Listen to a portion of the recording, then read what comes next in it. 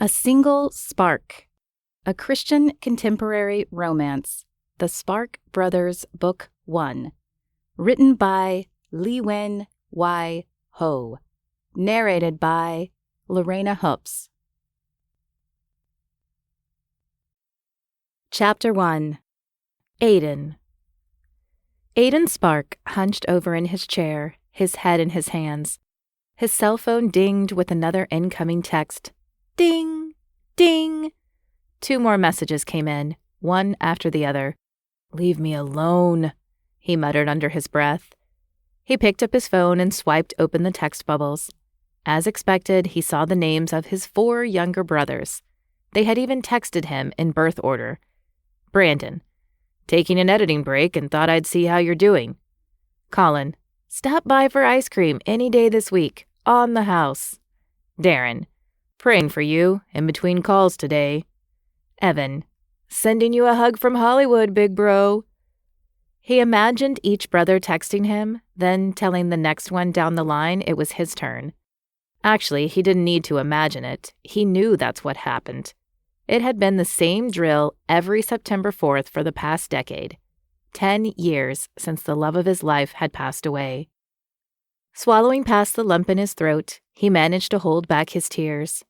It wouldn't do much for his professional life if his colleagues found him weeping during office hours.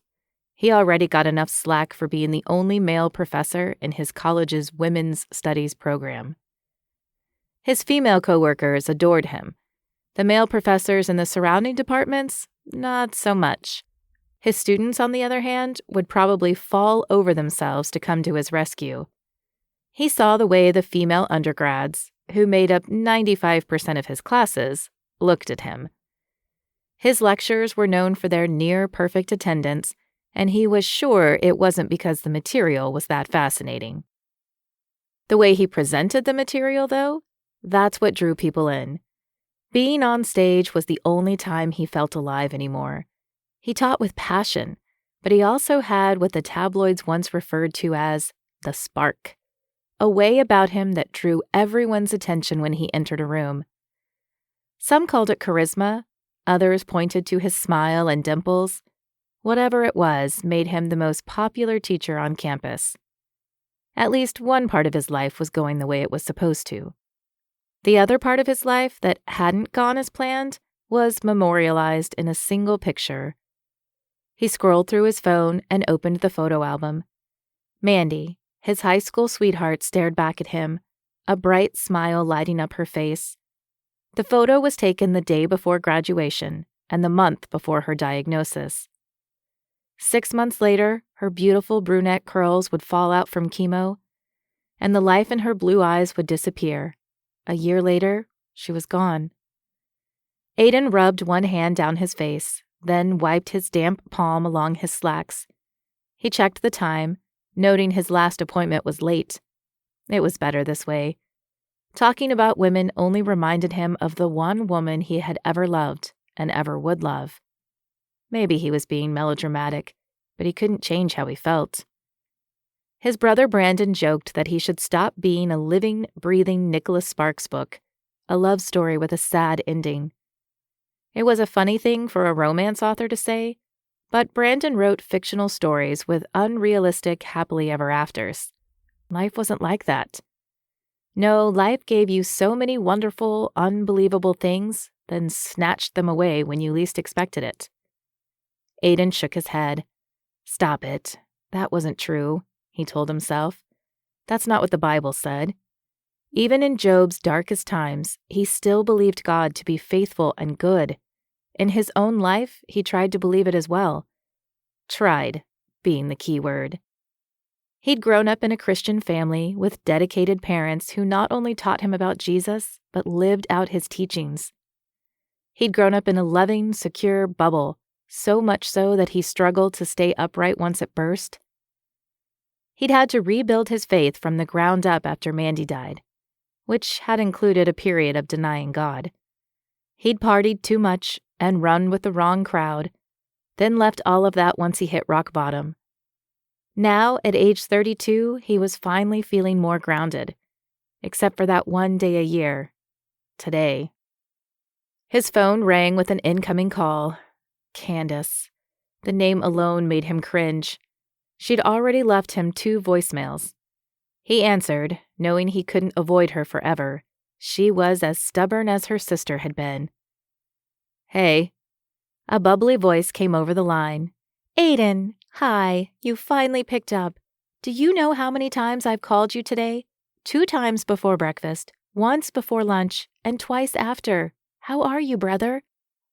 As a food critic in the San Francisco Bay Area, Candace always talked in reference to meals of the day. She also insisted on calling him her honorary brother, even though he and Mandy never got the chance to marry. It was a kind, yet cruel gesture. I'm great.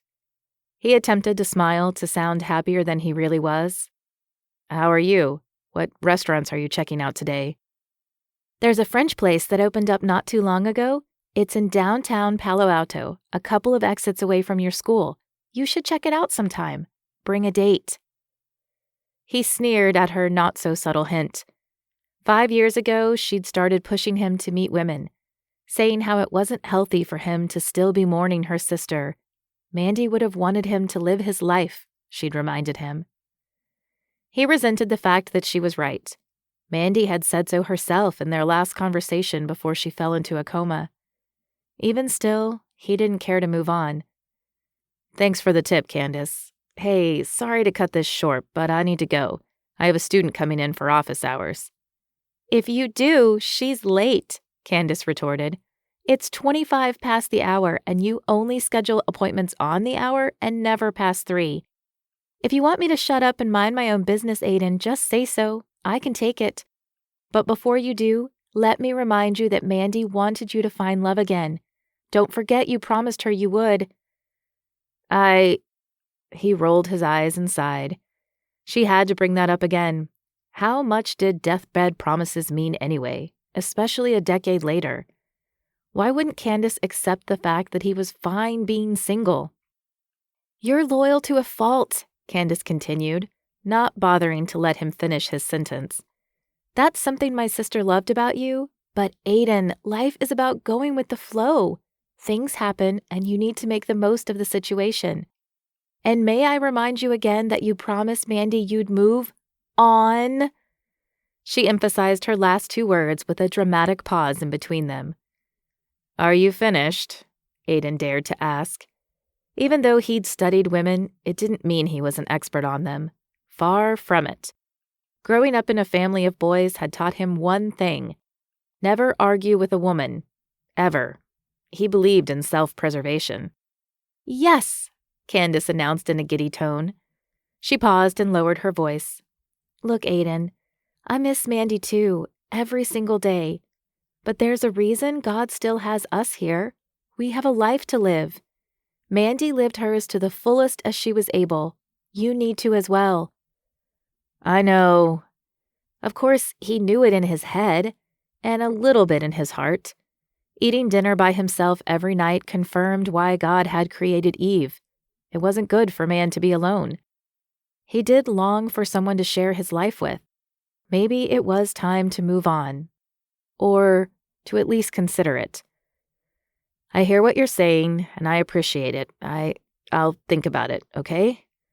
That's the spirit. Her zeal had returned in full force. I'm so glad we had this chat, Aiden. I expect to hear updates on your love life the next time I call. I wouldn't get your hopes up. I've been praying for you, brother. You know what happens when you pray, don't you?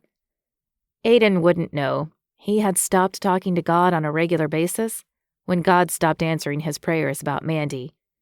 But he knew the words to say. It had been Mandy's catchphrase.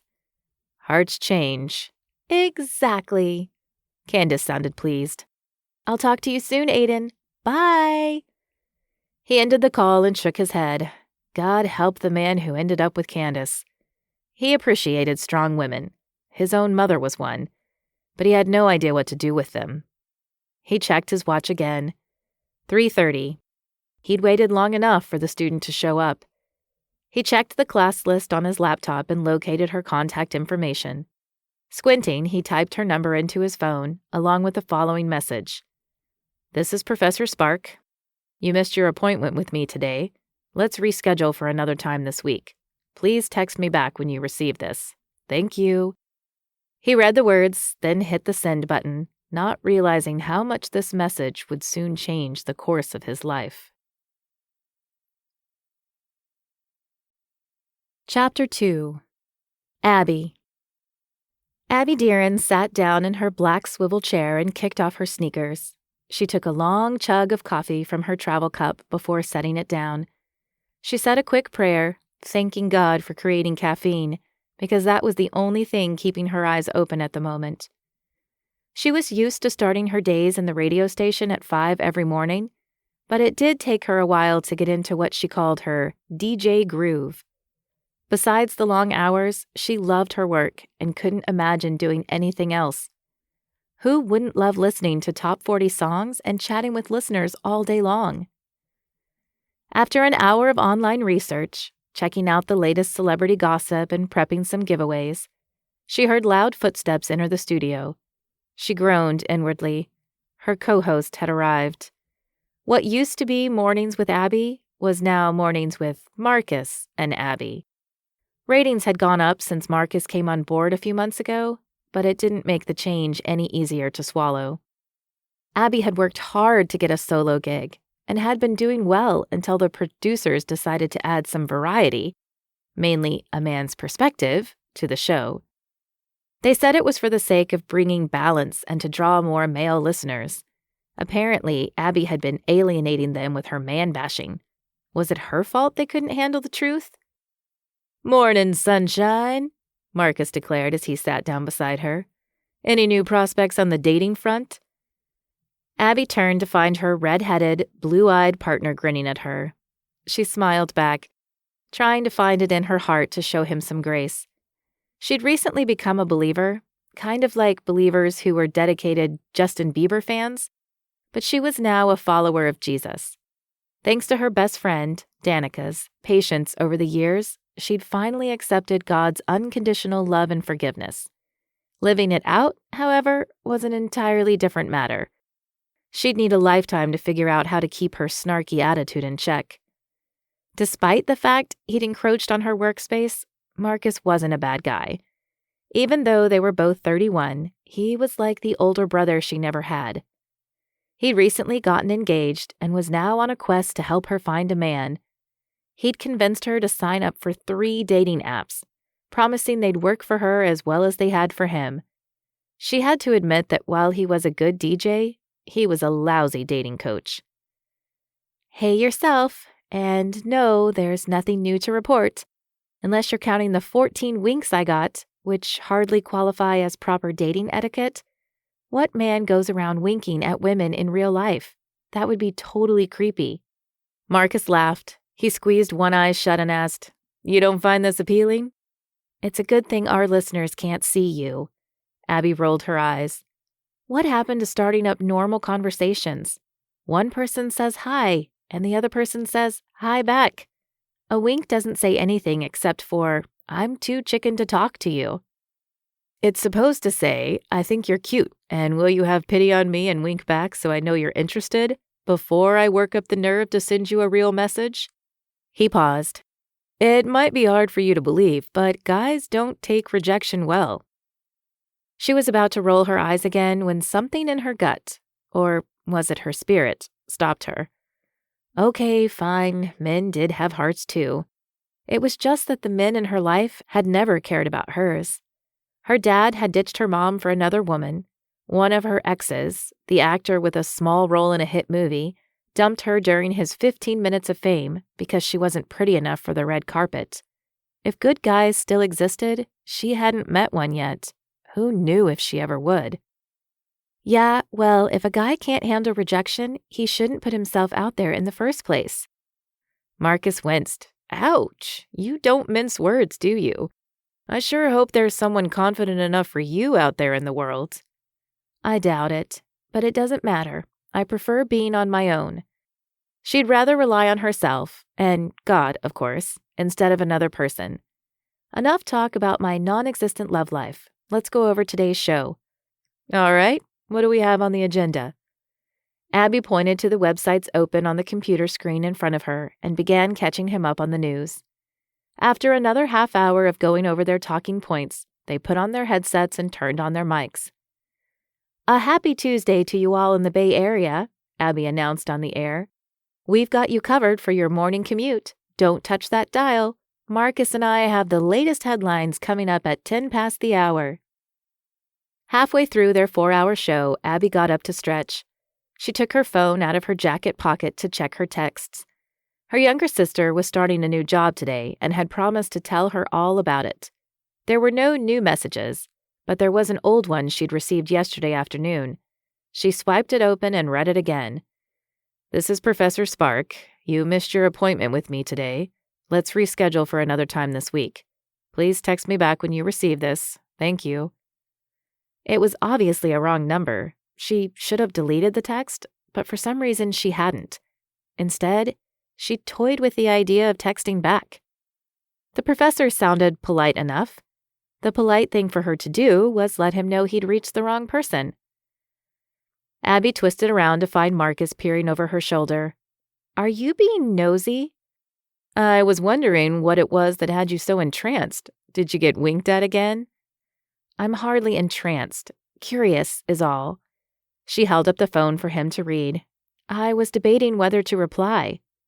"A professor? I say go for it. The guy sounds nice. He's got good spelling and grammar, at least." She wrinkled her nose. "What makes you think it's a man? A woman could very well be a professor." He held up his hands in a sign of surrender. "Hey, I didn't say it was definitely a man. I just assumed. But you're right. It could be a woman. Either way, I'm sure he or she would appreciate a text back." "Sorry, I didn't mean to bite your head off." Abby sighed. Why wasn't she gentle and peaceable like her sister? Not only had Emma inherited their mom's gorgeous red locks, she'd gotten her sweet spirit as well. All Abby had gotten was their good-for-nothing father's unruly dark hair, poor eyesight, and bad temper. She pushed up her glasses with the palm of her hand. "You're right. I'll reply." She paused. "You don't think this is a spam text, do you?" Marcus shrugged. "Why don't you look the number up online?" Abby returned to her seat, her curiosity growing even greater. Good idea. She opened a new browser on her computer and punched in the professor's number. After a couple of seconds, a search result popped up. Pacific College in Palo Alto.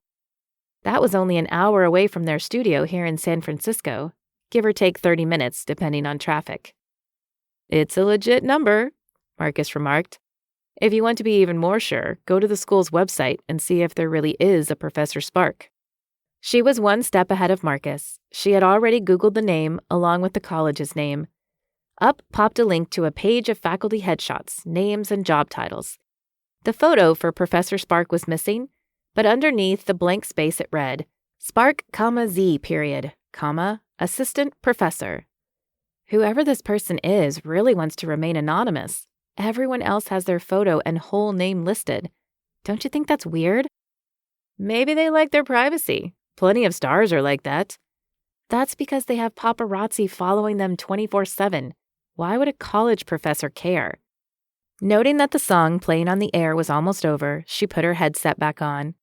I bet there's a story behind this, and I'm going to find out what it is.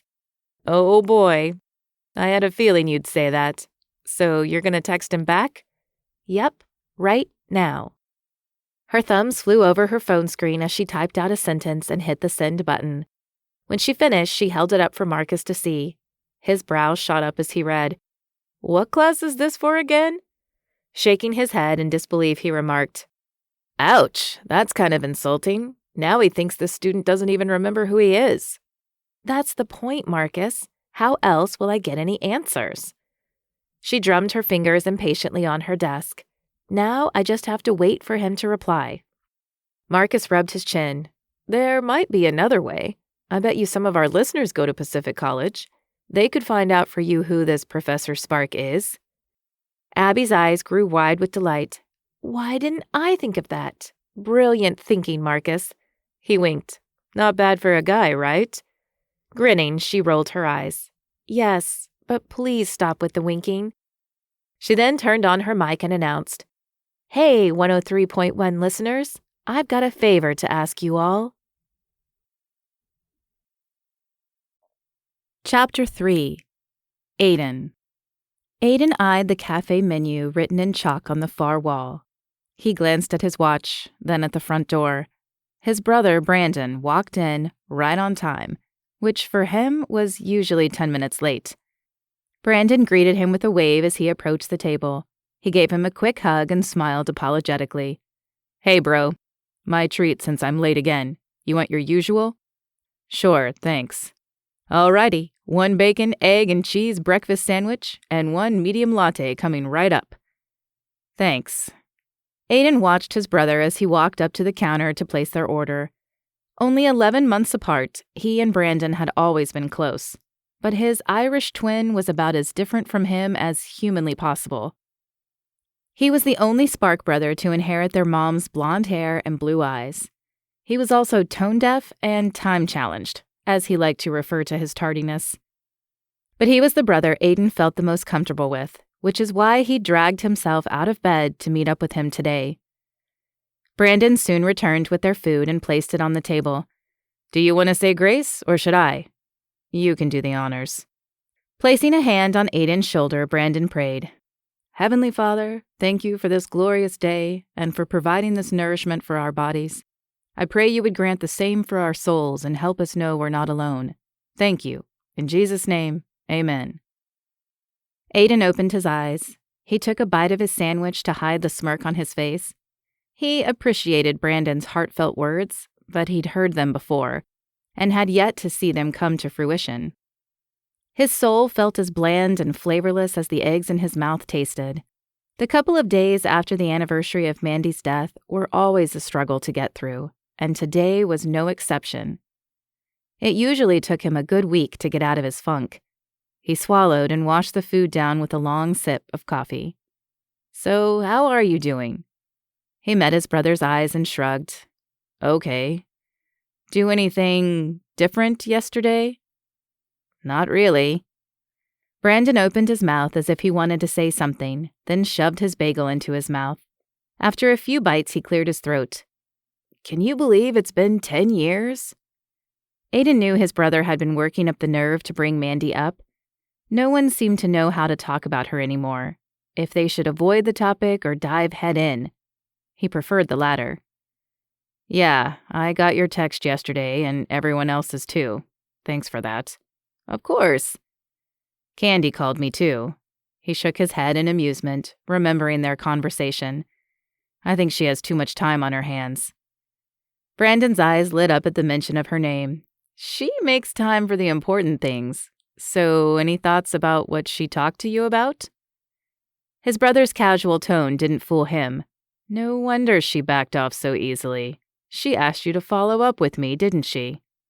She may have mentioned something about you needing a little push, and maybe a date, he added, along with a fake cough.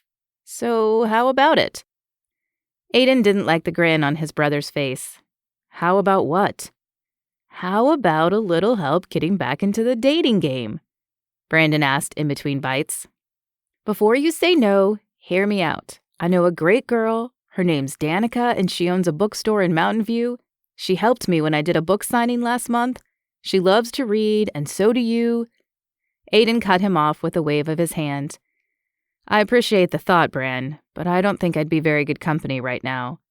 Classes just started, and I've got a full course load, plus office hours. He realized he still hadn't heard back from the student who missed her appointment yesterday, and made a mental note to text her again. Now's not a good time to start a relationship. It was Brandon's turn to cut him off. He narrowed his eyes and spoke in a matter-of-fact tone. I'm trying to help you out, bro. If you agree to go out with Danica, Candy will get off your back. If you don't, he shrugged. Well, don't say I didn't try to help. It's your choice. Aiden palmed a napkin off the table and crumpled it in his fist. He didn't know whether to laugh or groan. From the way Brandon talked, one would think he was referring to a muscled firefighter like their brother Darren, not a 5'2" woman. Do you really think that's a credible threat? Did you hear about the Italian restaurant that opened up a few weeks ago in Fremont? Huh? Exactly. You couldn't have because it shut down after Candy gave them a bad review. The woman means business, Aiden. He scoffed. Save the drama for your stories. I'll be fine. I won't pick up her calls. Problem solved. Brandon cocked his head to one side. His brows suddenly quirked as he looked in the direction of the cafe's front door.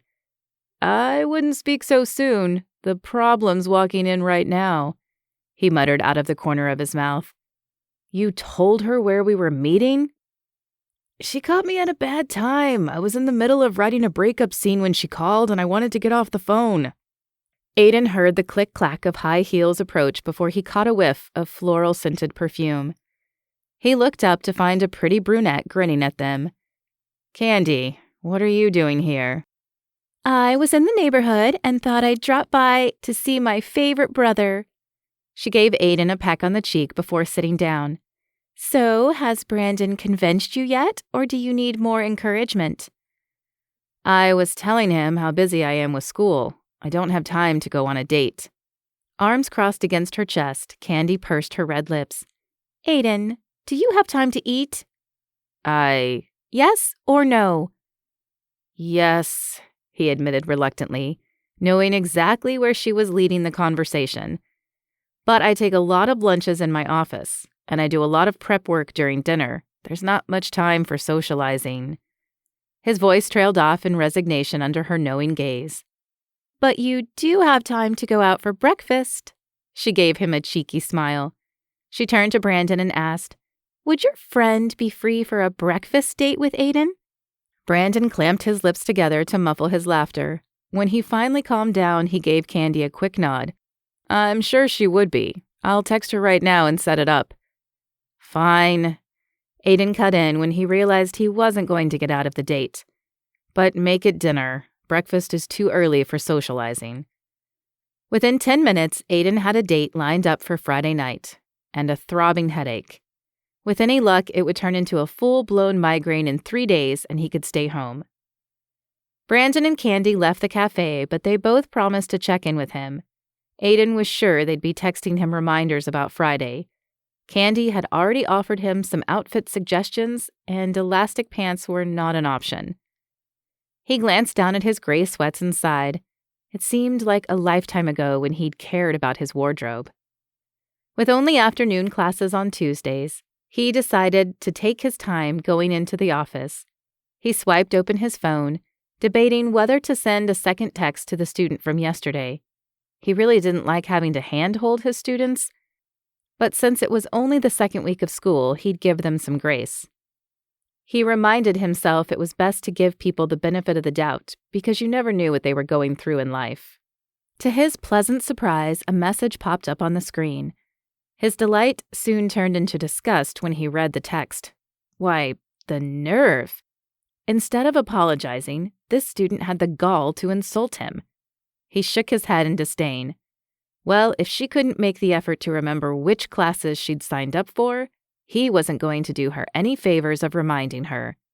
Smirking, he quickly typed out his reply, the important one, and sent it into cyberspace. His attention soon shifted to the catchy pop song playing overhead.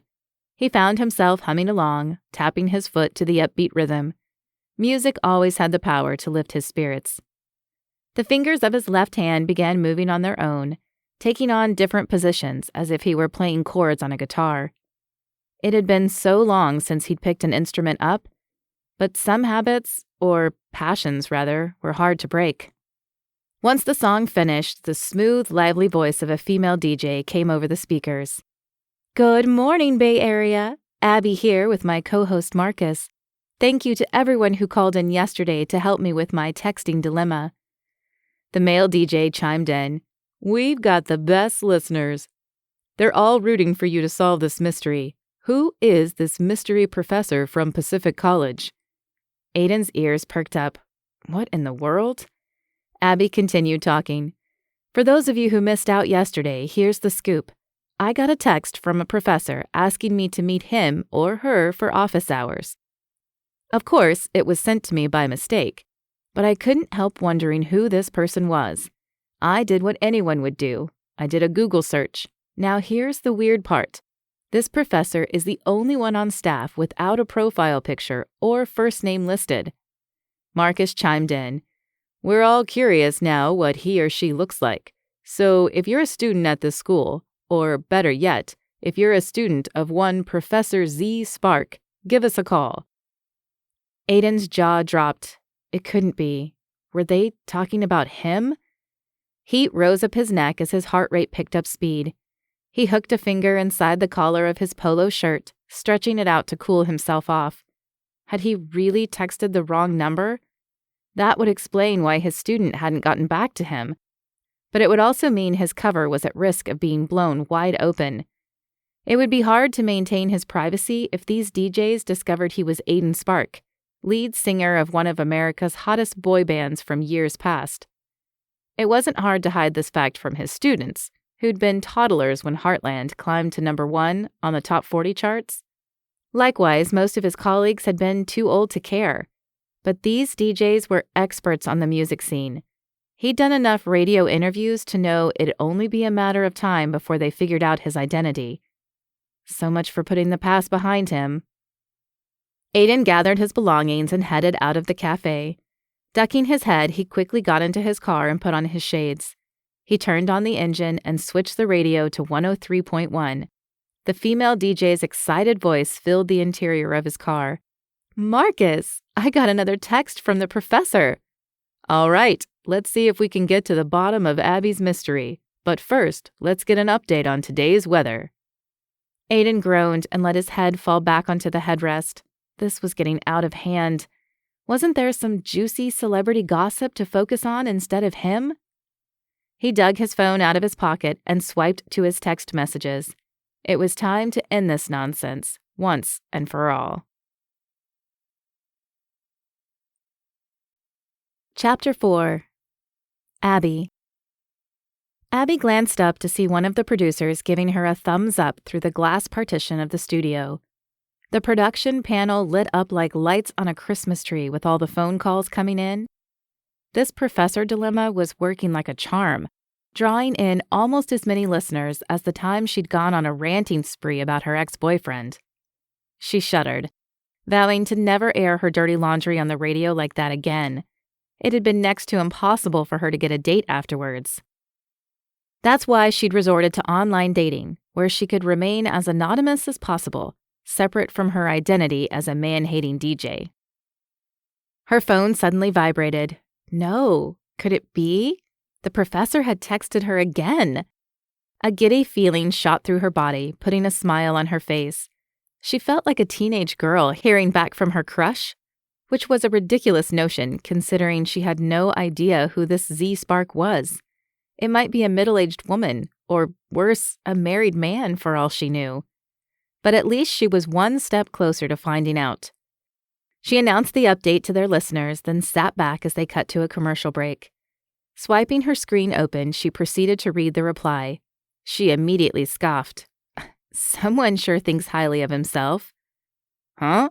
So you know it's a guy? Let's just call it a gut feeling. Turning her phone to Marcus, she gave him a moment to read the one-liner. Marcus winced. I hate to say it, but he has a right to feel insulted. Abby shot Marcus a look that quickly silenced him. I'll bet you he's one of those scary professors who never grades on a curve. She wrinkled her nose. He'd rather flunk half the class than give you a pass. He shrugged. Maybe. Either way, for the student's sake, you should reply and let him know it's the wrong number. We wouldn't want someone to really flunk the class because of this mix-up. Fine. Okay.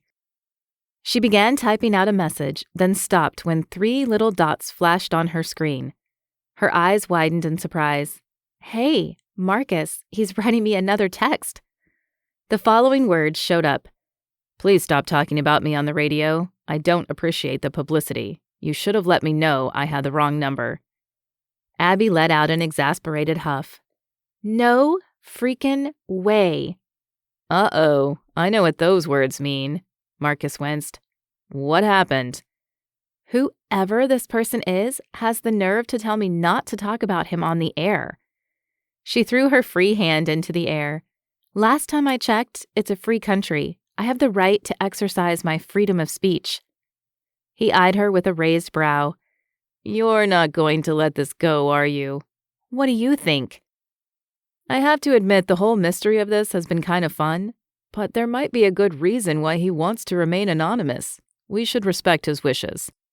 And disappoint our listeners? She checked the producer's notes on the computer screen in front of them. We've got 2 people on hold who say they're in this professor's class. We have to take the calls, Marcus. Aren't you dying to find out who this person is? All right, 1 call.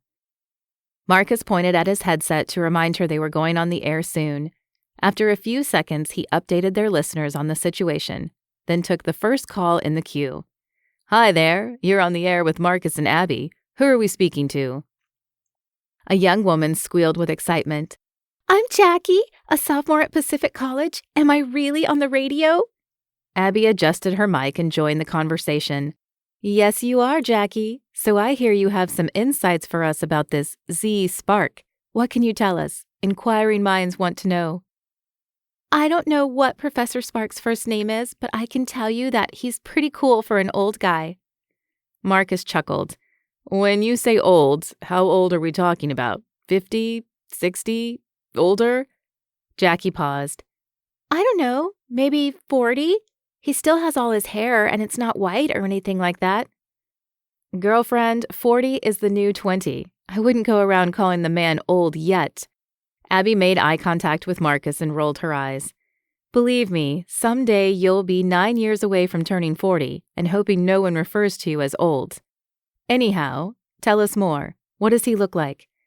He's tall, dark-haired, and has a great smile. Ooh, and dimples, too. You don't say, Abby remarked in surprise. He actually sounds kind of hot. So, what class does this hot professor teach? Intro to Women's Studies. Both Abby and Marcus piped up at the same time. Excuse me? No freaking way. Yes way, Jackie replied matter-of-factly. It's one of the most popular classes. I was on the waiting list all last year. I was so happy when I finally got in. Good for you. Thanks so much for enlightening us on this mystery of Professor Spark. Abby's cell phone buzzed again. While Marcus thanked Jackie for calling in and started the next song, she opened her phone to several new texts. I asked you not to talk about me anymore. Please respect my wishes, or I will be forced to take other measures. Really? Did this guy think he could threaten her into obedience? He didn't know who he was dealing with. One final message popped up. For the record, I'm 32, not 40, but thanks for calling me hot. Abby snorted. So the professor was hot and funny and knowledgeable about women. Where did she sign up for his class?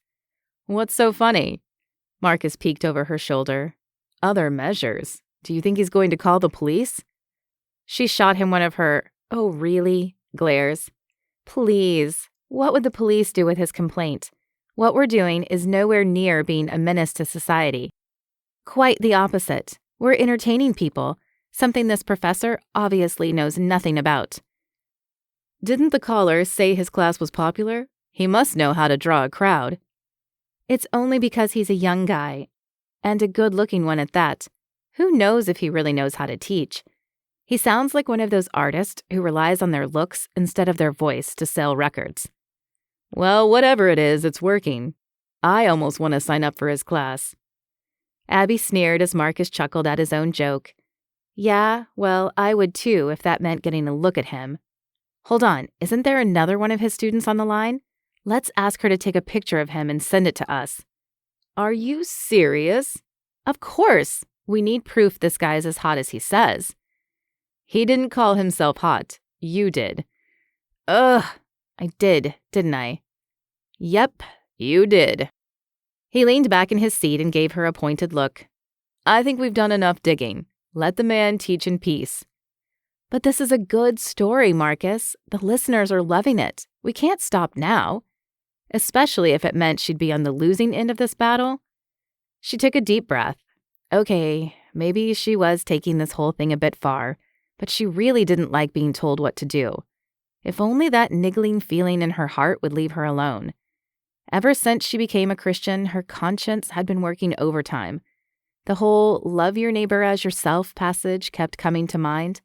But this was for her job. She wouldn't do anything to prevent her neighbor from doing his. I'm going to talk to the caller after this song's over. Marcus shook his head in resignation. It's your prerogative. Yes, it was. Abby pushed her glasses up and squared her shoulders like she was about to face an opponent in a boxing ring. Scratch the boxing. A staring contest was more her style. Regardless, she was ready to fight. Chapter 5. Aiden. Aiden took his place at the podium and switched on his mic. A sea of young, smiling faces stared back at him. His gaze swept the lecture hall, noting how it was completely filled. What the? Even if all his students were to show up, there should still be extra seats left. He rubbed his chin, wondering if the recent turn of events had something to do with this. It had been 2 days since he'd texted the DJ named Abby, asking her to stop talking about him on the air. He'd turned into the station for the rest of that morning to ensure she didn't mention him again.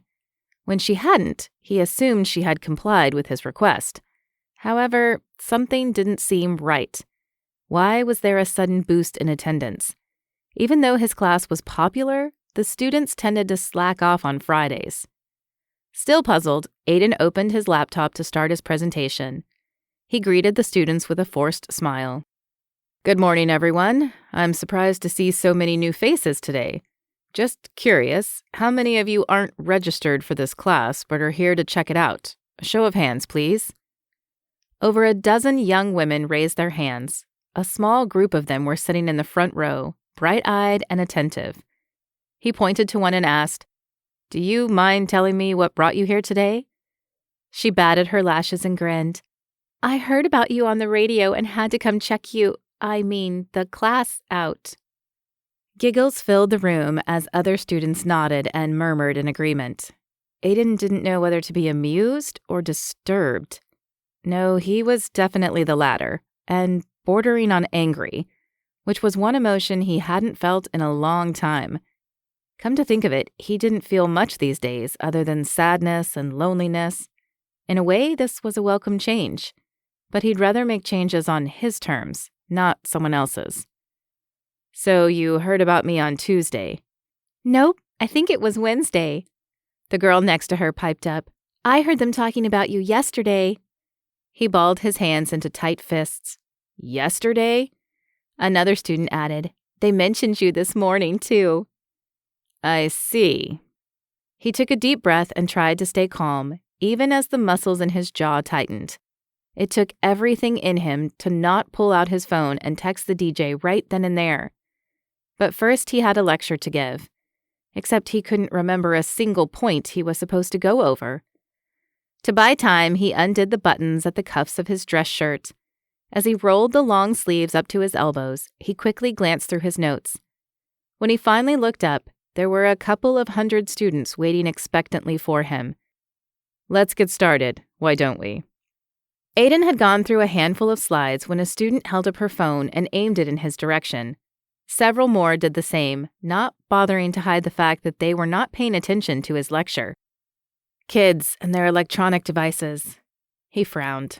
When did he start sounding like an old man? Probably since he heard one of his students refer to him as one on the radio. If only they knew how cool he had been back in the day. Actually, if he had his way, they never would. He'd not only been cool, but selfish, too. He raised his hands to draw everyone's attention. I don't mind you coming today to check out my lecture, he stressed the last word, but I do have a no phones policy. This means no texting or calling in the auditorium. If you need to respond to a message, please step outside to do so. The woman he had questioned earlier raised her hand. Can we take pictures? Pictures? He glanced over his shoulder at the screen behind him.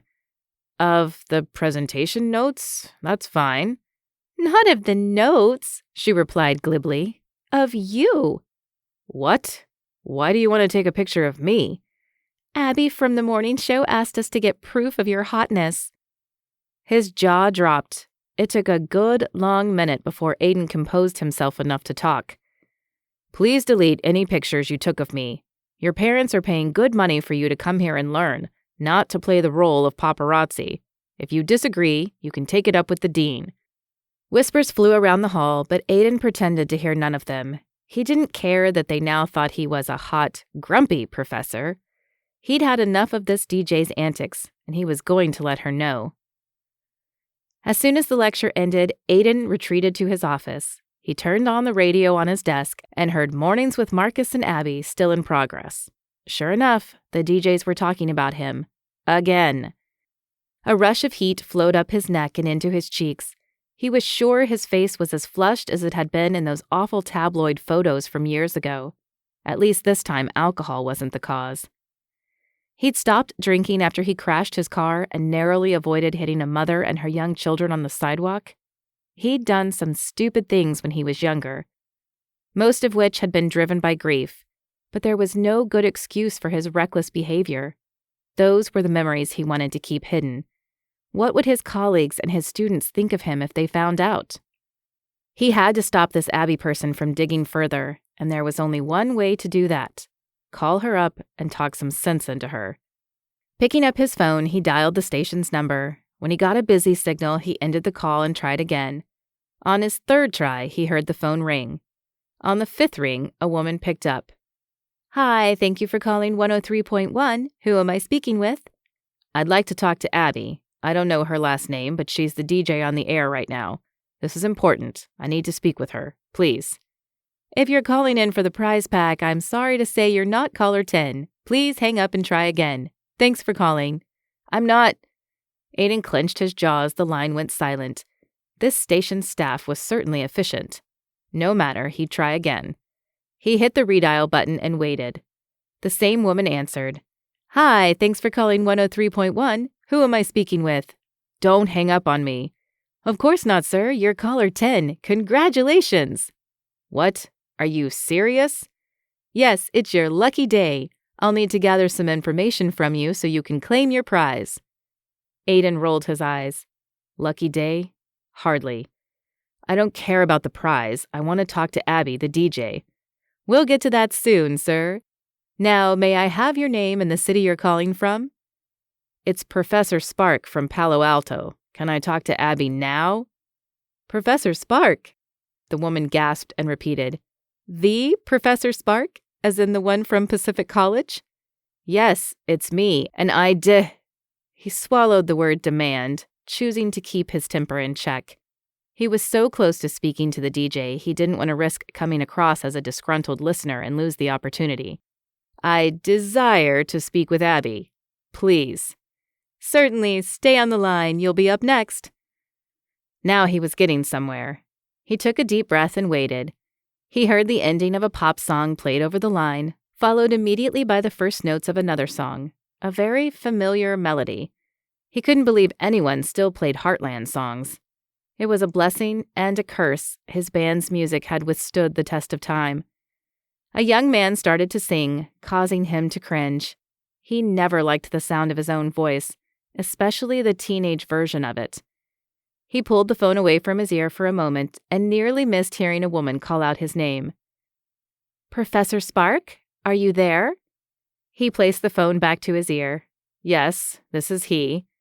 The woman squealed in delight. Professor Spark, am I happy to hear from you. You've been a hot topic around here. Yes, well, that's exactly why I called. I'd like to speak with Abby, the DJ. You're speaking to her, but hold that thought. She paused before announcing.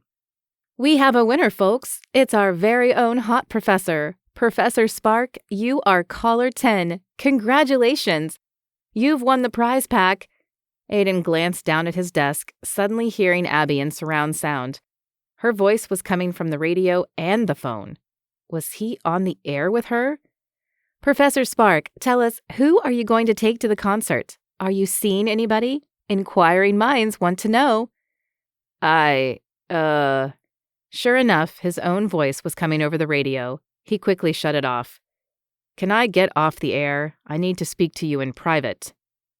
Professor Spark, you must know all our listeners have been dying to find out more about you. You sound like quite a catch. Please humor us and share something about yourself. Just one interesting fact. Aiden's face flushed again. Fine. If she wanted to hear something about him, he'd tell her. I find your line of work demoralizing. You spend all your time gossiping about celebrities. Have you ever considered these are real people going through real problems? Okay, someone's obviously not a fan of the entertainment industry, which is what radio is all about, Mr. Spark. Abby's tone was light, but there was an edge to it. If you don't like our commentary, you don't have to listen. Last time I checked, there are other stations out there. He squeezed his eyes shut and took a deep breath. Had he chewed out a DJ on the air? What was his problem? Fine, he knew what the issue was. He had about 10 years of anger at the media bottled up inside him, and it had sprung a leak. A very big one. He gritted his teeth. So much for steering away from arguments with women. He wasn't going down now without a fight. Chapter 6. Abby. Abby shot up in her chair and leaned forward. Talk about being kept on the edge of her seat. She was there in more ways than one. She couldn't believe her luck. Or was it Providence? The very person she'd been hunting for information about this past week had called into the station, and she was arguing, with him on the air at that very moment. Adrenaline pumped through her veins as she anticipated the professor's next answer. Look, he barked. No decent human being would exploit someone's weaknesses for entertainment's sake. There are more important matters going on in the world for you to talk about. You've been given this great platform. You should use it for good. Why, I never, Abby huffed. Of course she knew what great opportunities her job offered. I am using it for good. I support the arts, something you obviously don't appreciate. The professor scoffed. You really shouldn't make snap judgments like that. I have a family member in show business, and I fully support him. But I don't endorse all the lies and rumors the media spreads about him. You have a family? Wait a minute, Abby gasped. She suddenly realized why his last name had rung a bell when she first heard it. You're not related to Evan Spark, are you? He's my youngest brother. Abby turned to Marcus and pretended to fan her hand in front of her face. She raised her brows in delight. Evan Spark was one of Hollywood's rising stars who had landed a role on one of TV's most popular teen dramas. And he was hot.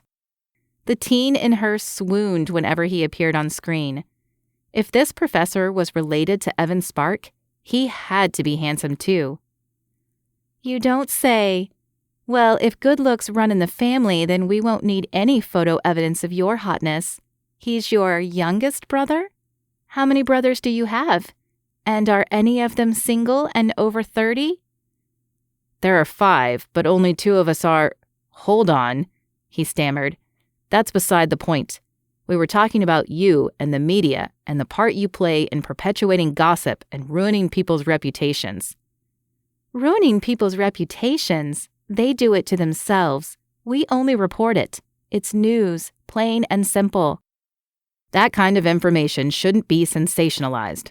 You're wasting your breath talking about things that don't matter. It's wrong, plain wrong. You should be shedding light on issues that will do good in people's lives, like raising money for cancer research. That's the kind of stuff that matters, not the stupid mistakes a celebrity made when he was drowning his grief in alcohol. The professor stopped his rant and took a shaky breath. Excuse me, I need to go. Go? We're just getting started. Please leave me alone. Abby dropped her jaw. She sat frozen, her heart beating fast. She'd been going over her rebuttal in her head, but now she was listening to dead silence on the air. What had happened? Marcus recovered faster than she did and quickly segged into the next song. He took his headphones off and blew out a long breath. Score! Abby 1, Professor 0. It's a shame he didn't even try very hard. No, he didn't. She should have been happy the professor had given up. Then why did it feel like she'd been punched in the gut? She removed her headphones and got up from her seat. "I'm going to the ladies' room." Shuffling her feet along the worn brown carpet, she made her way down the hallway. The building housed another non-competing radio station, and everyone was busy at work behind closed doors. She'd almost reached the restroom when her phone buzzed. For a split second, she wondered if it was Professor Spark sending her a text. She swiped the screen open and saw a new message from her sister. "Abby, you'll never guess who I met on set. Evan Spark. He's even more gorgeous in person. I told him you're his biggest fan. Gotta run. I'll text you pics later." Abby slumped against the wall and laughed bitterly. Talk about coincidences. The one TV show Emma had landed a role on as an extra had to be Evan Sparks' show. The brother of the man she had chewed out on the air. Chewed out to the point where Professor Sparks' voice had fallen flat and been laced with sadness. She shivered and wrapped her arms around herself. Even with a thick sweatshirt on, she felt a chill run down her back. She didn't want to acknowledge the emotion weighing on her heart, but the guilt loomed like a dark shadow, confirming how badly she'd behaved. Drat! She hated how sensitive she had become since receiving Christ. Things that hadn't bothered her before now affected her in a big way. Every time a sentimental commercial came on, she had to change the channel. She'd even unfollowed the news on her social media feeds because they made her tear up. She supposed that's why she liked hearing and talking about celebrities. Their stories were usually fluffy and silly, unlike real life. The professor's remarks pricked her soul. She had no clue what it was, but something had happened to the guy to make him so hopeless. She knew the sadness in his voice, the kind that ached with loneliness and regret. That was exactly what she tried not to sound like after her ex had cheated on her. Her efforts, however, had pushed her completely in the opposite direction. She'd gotten angry and vengeful. It was safer to sound strong than vulnerable, especially when thousands of people were listening to her. She sighed. Now she not only felt guilty, she was down too. She'd obviously stirred up some bad memories for the guy and pushed him into a corner with an audience listening. Fighting didn't seem so fun or effective anymore. That's the one thing she didn't understand about Jesus.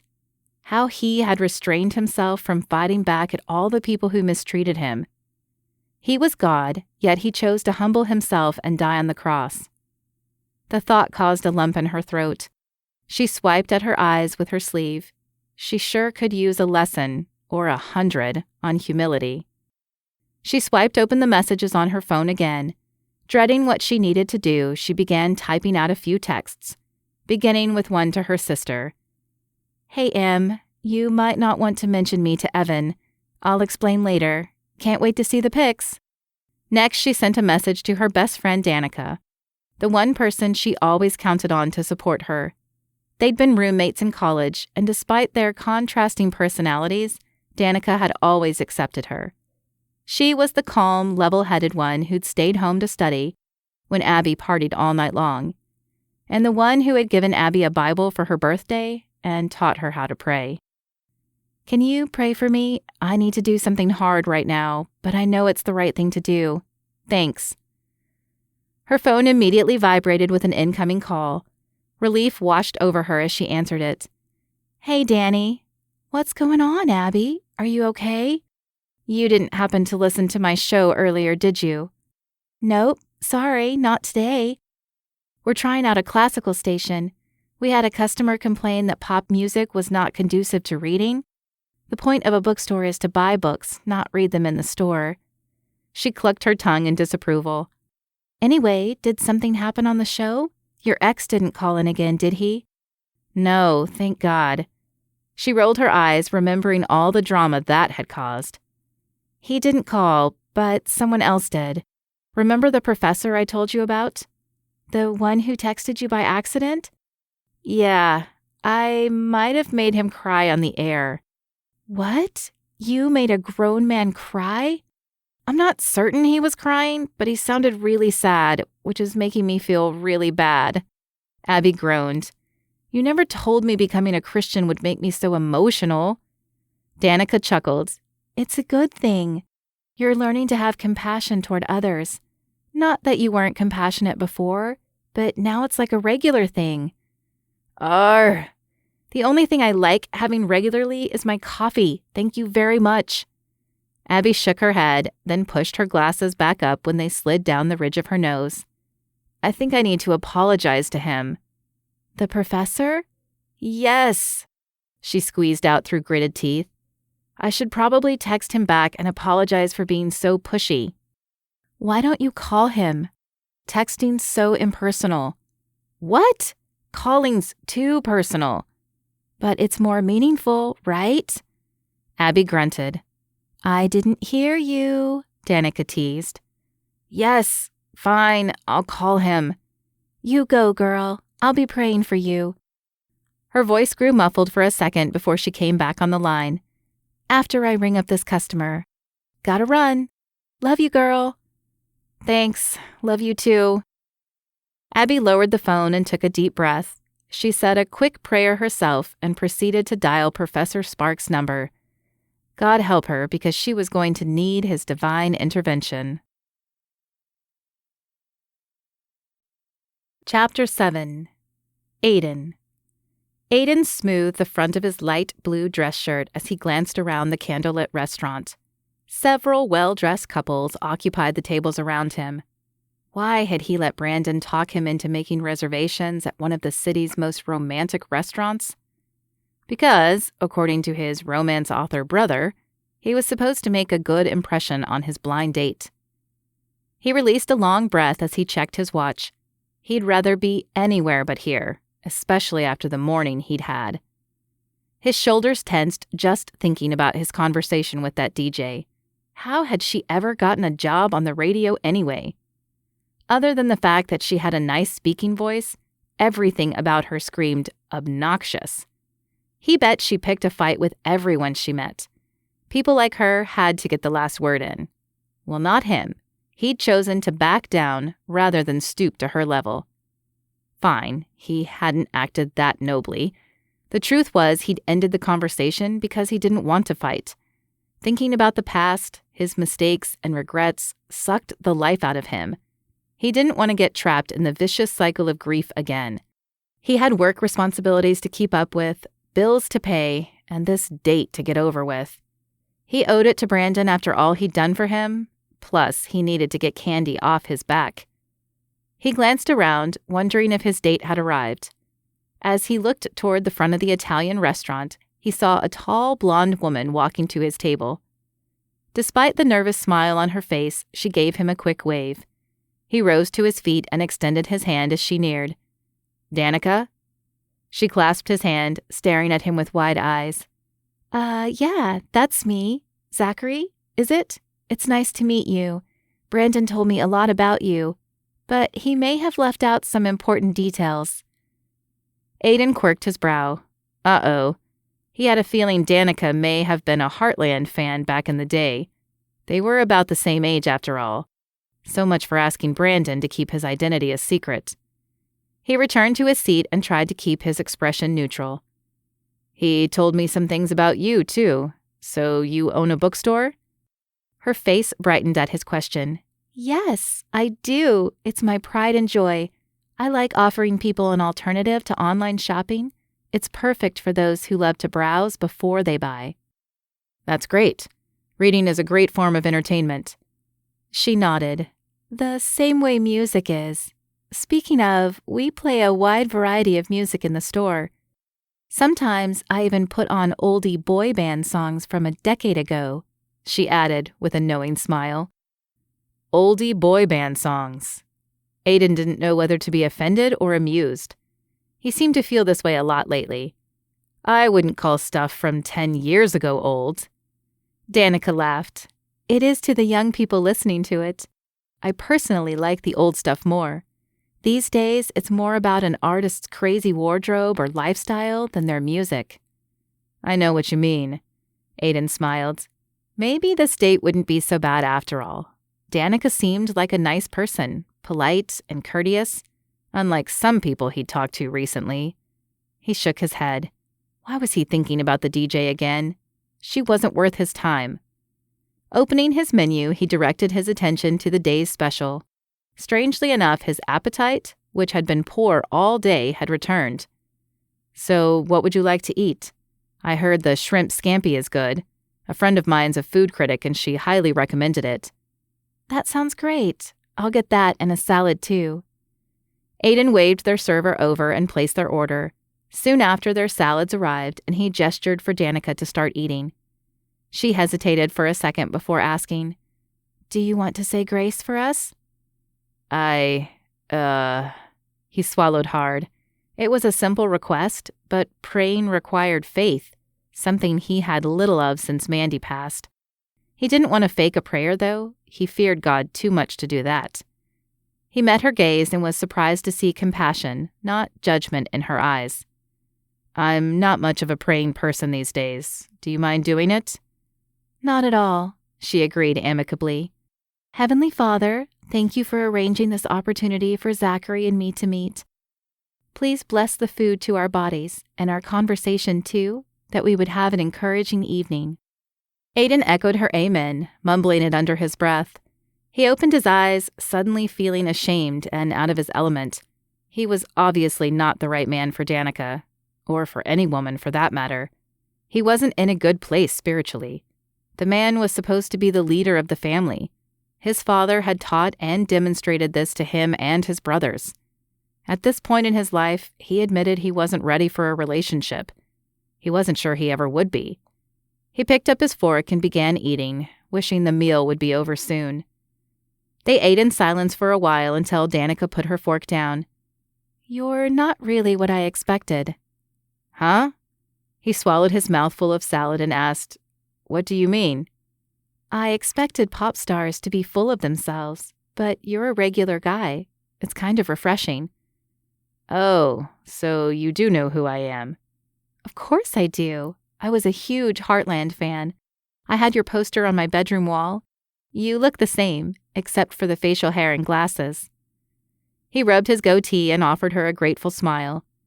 "Thanks for following our music. As for the part about me being a regular guy, that's who I've tried to be since the band broke up. I'm not a pop star anymore, and I don't ever want to be one again. I'll be the first to admit I was pretty obnoxious when I was younger." "Well, you're not obnoxious now. You're nothing like Brandon either, looks or personality-wise.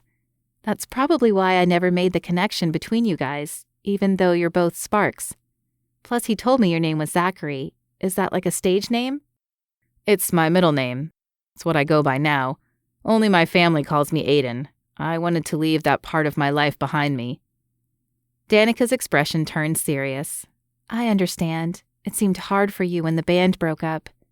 She had no idea.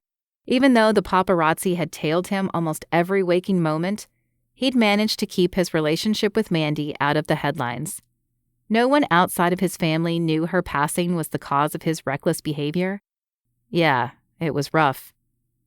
They both grew silent until the server came by to deliver their main courses. Danica dug into her pasta and exclaimed, "This is delicious. Your friend was right."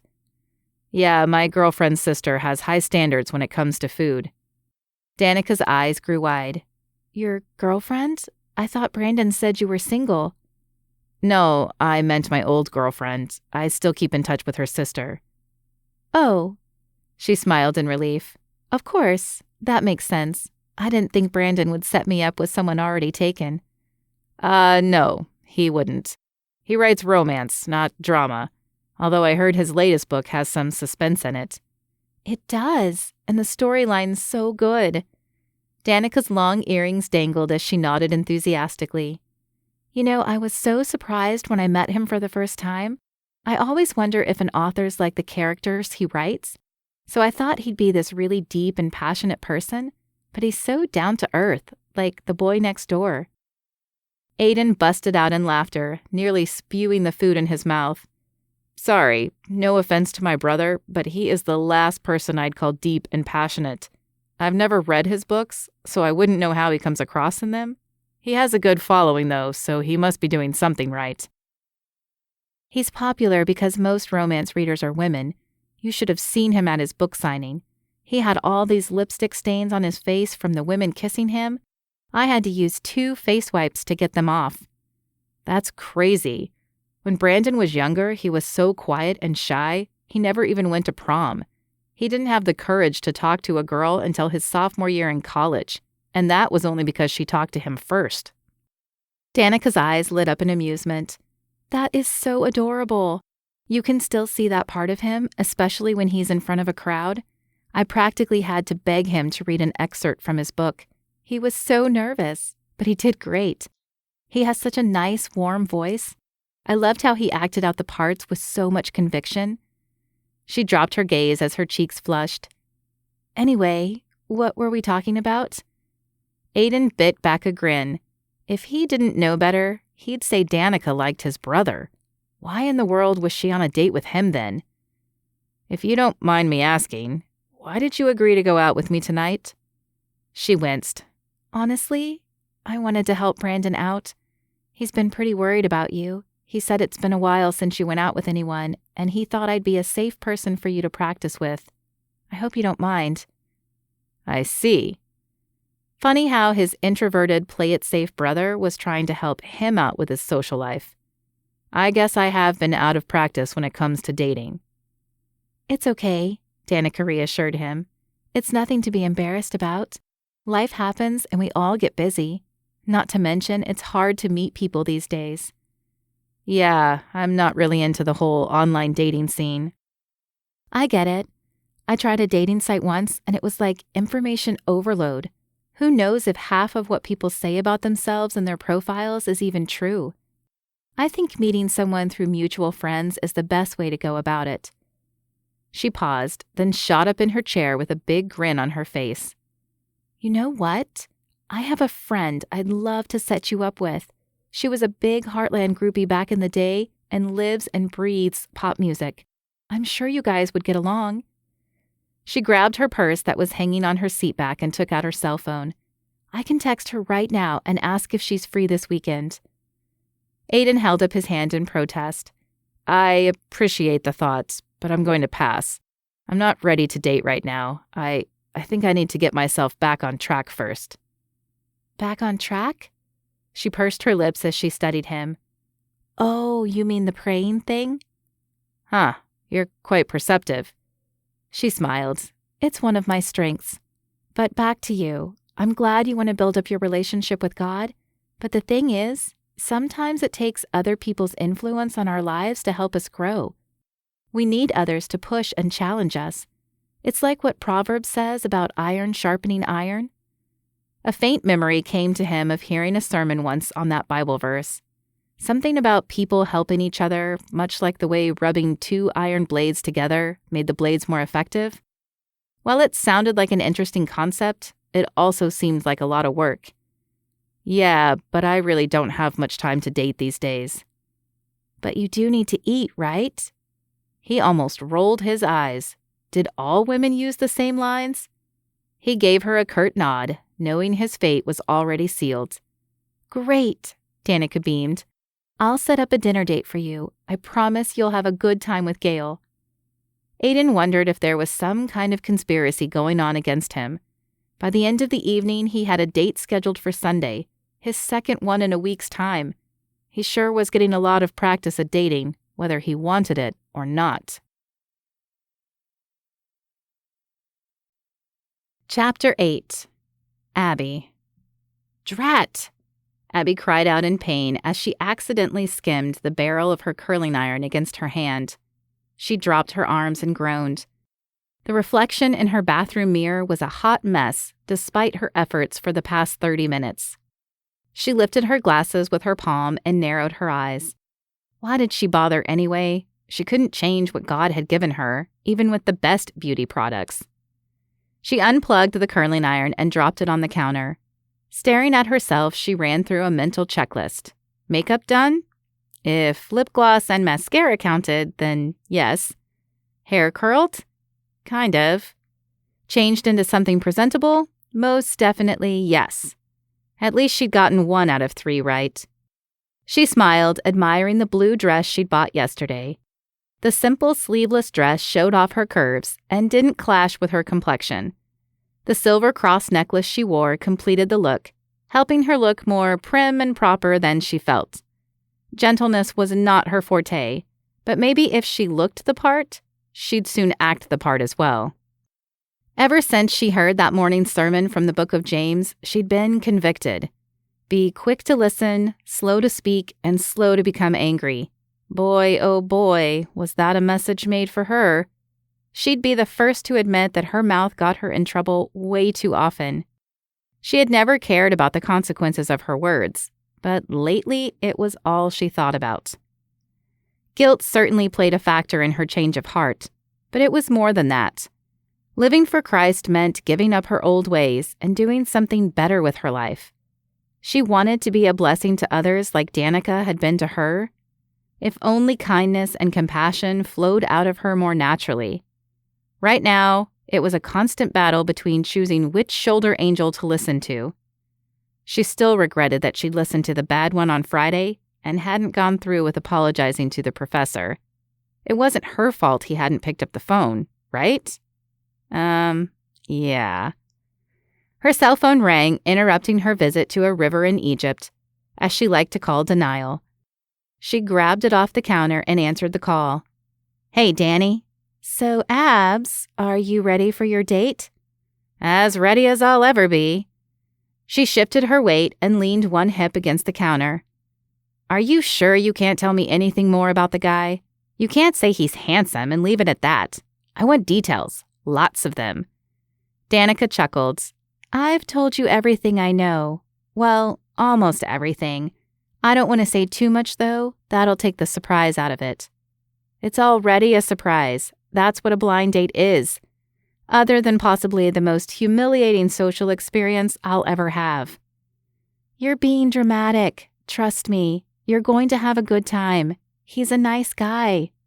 She scoffed. That's what they say about criminals you hear about on the news? He seemed like such a nice guy. I never would have pegged him to be a... Abby, stop. Please breathe. You have nothing to be worried about. Stop stressing yourself out. How do you know me so well? Abby took a deep breath and exhaled, her cheeks puffing up like a hamster stuffed with food. She crossed her eyes and shook her head at her own reflection. It's been so long since I've gone out with a man, and I hate first dates. Hate. There's so much small talk about what you do for a living. Once they find out I'm a DJ, they start asking about all the celebrities I've met, and can I get them backstage passes to so-and-so's concert? You didn't tell him what I do, right? Of course not. All I said was your name is Gail and you love pop music. He loves music too, Danica added with glee. You guys already have something in common to talk about other than work. Great, just great, she replied with as much enthusiasm as she could muster. Squeezing her eyes shut, she inhaled deeply, hoping the extra oxygen would calm her nerves.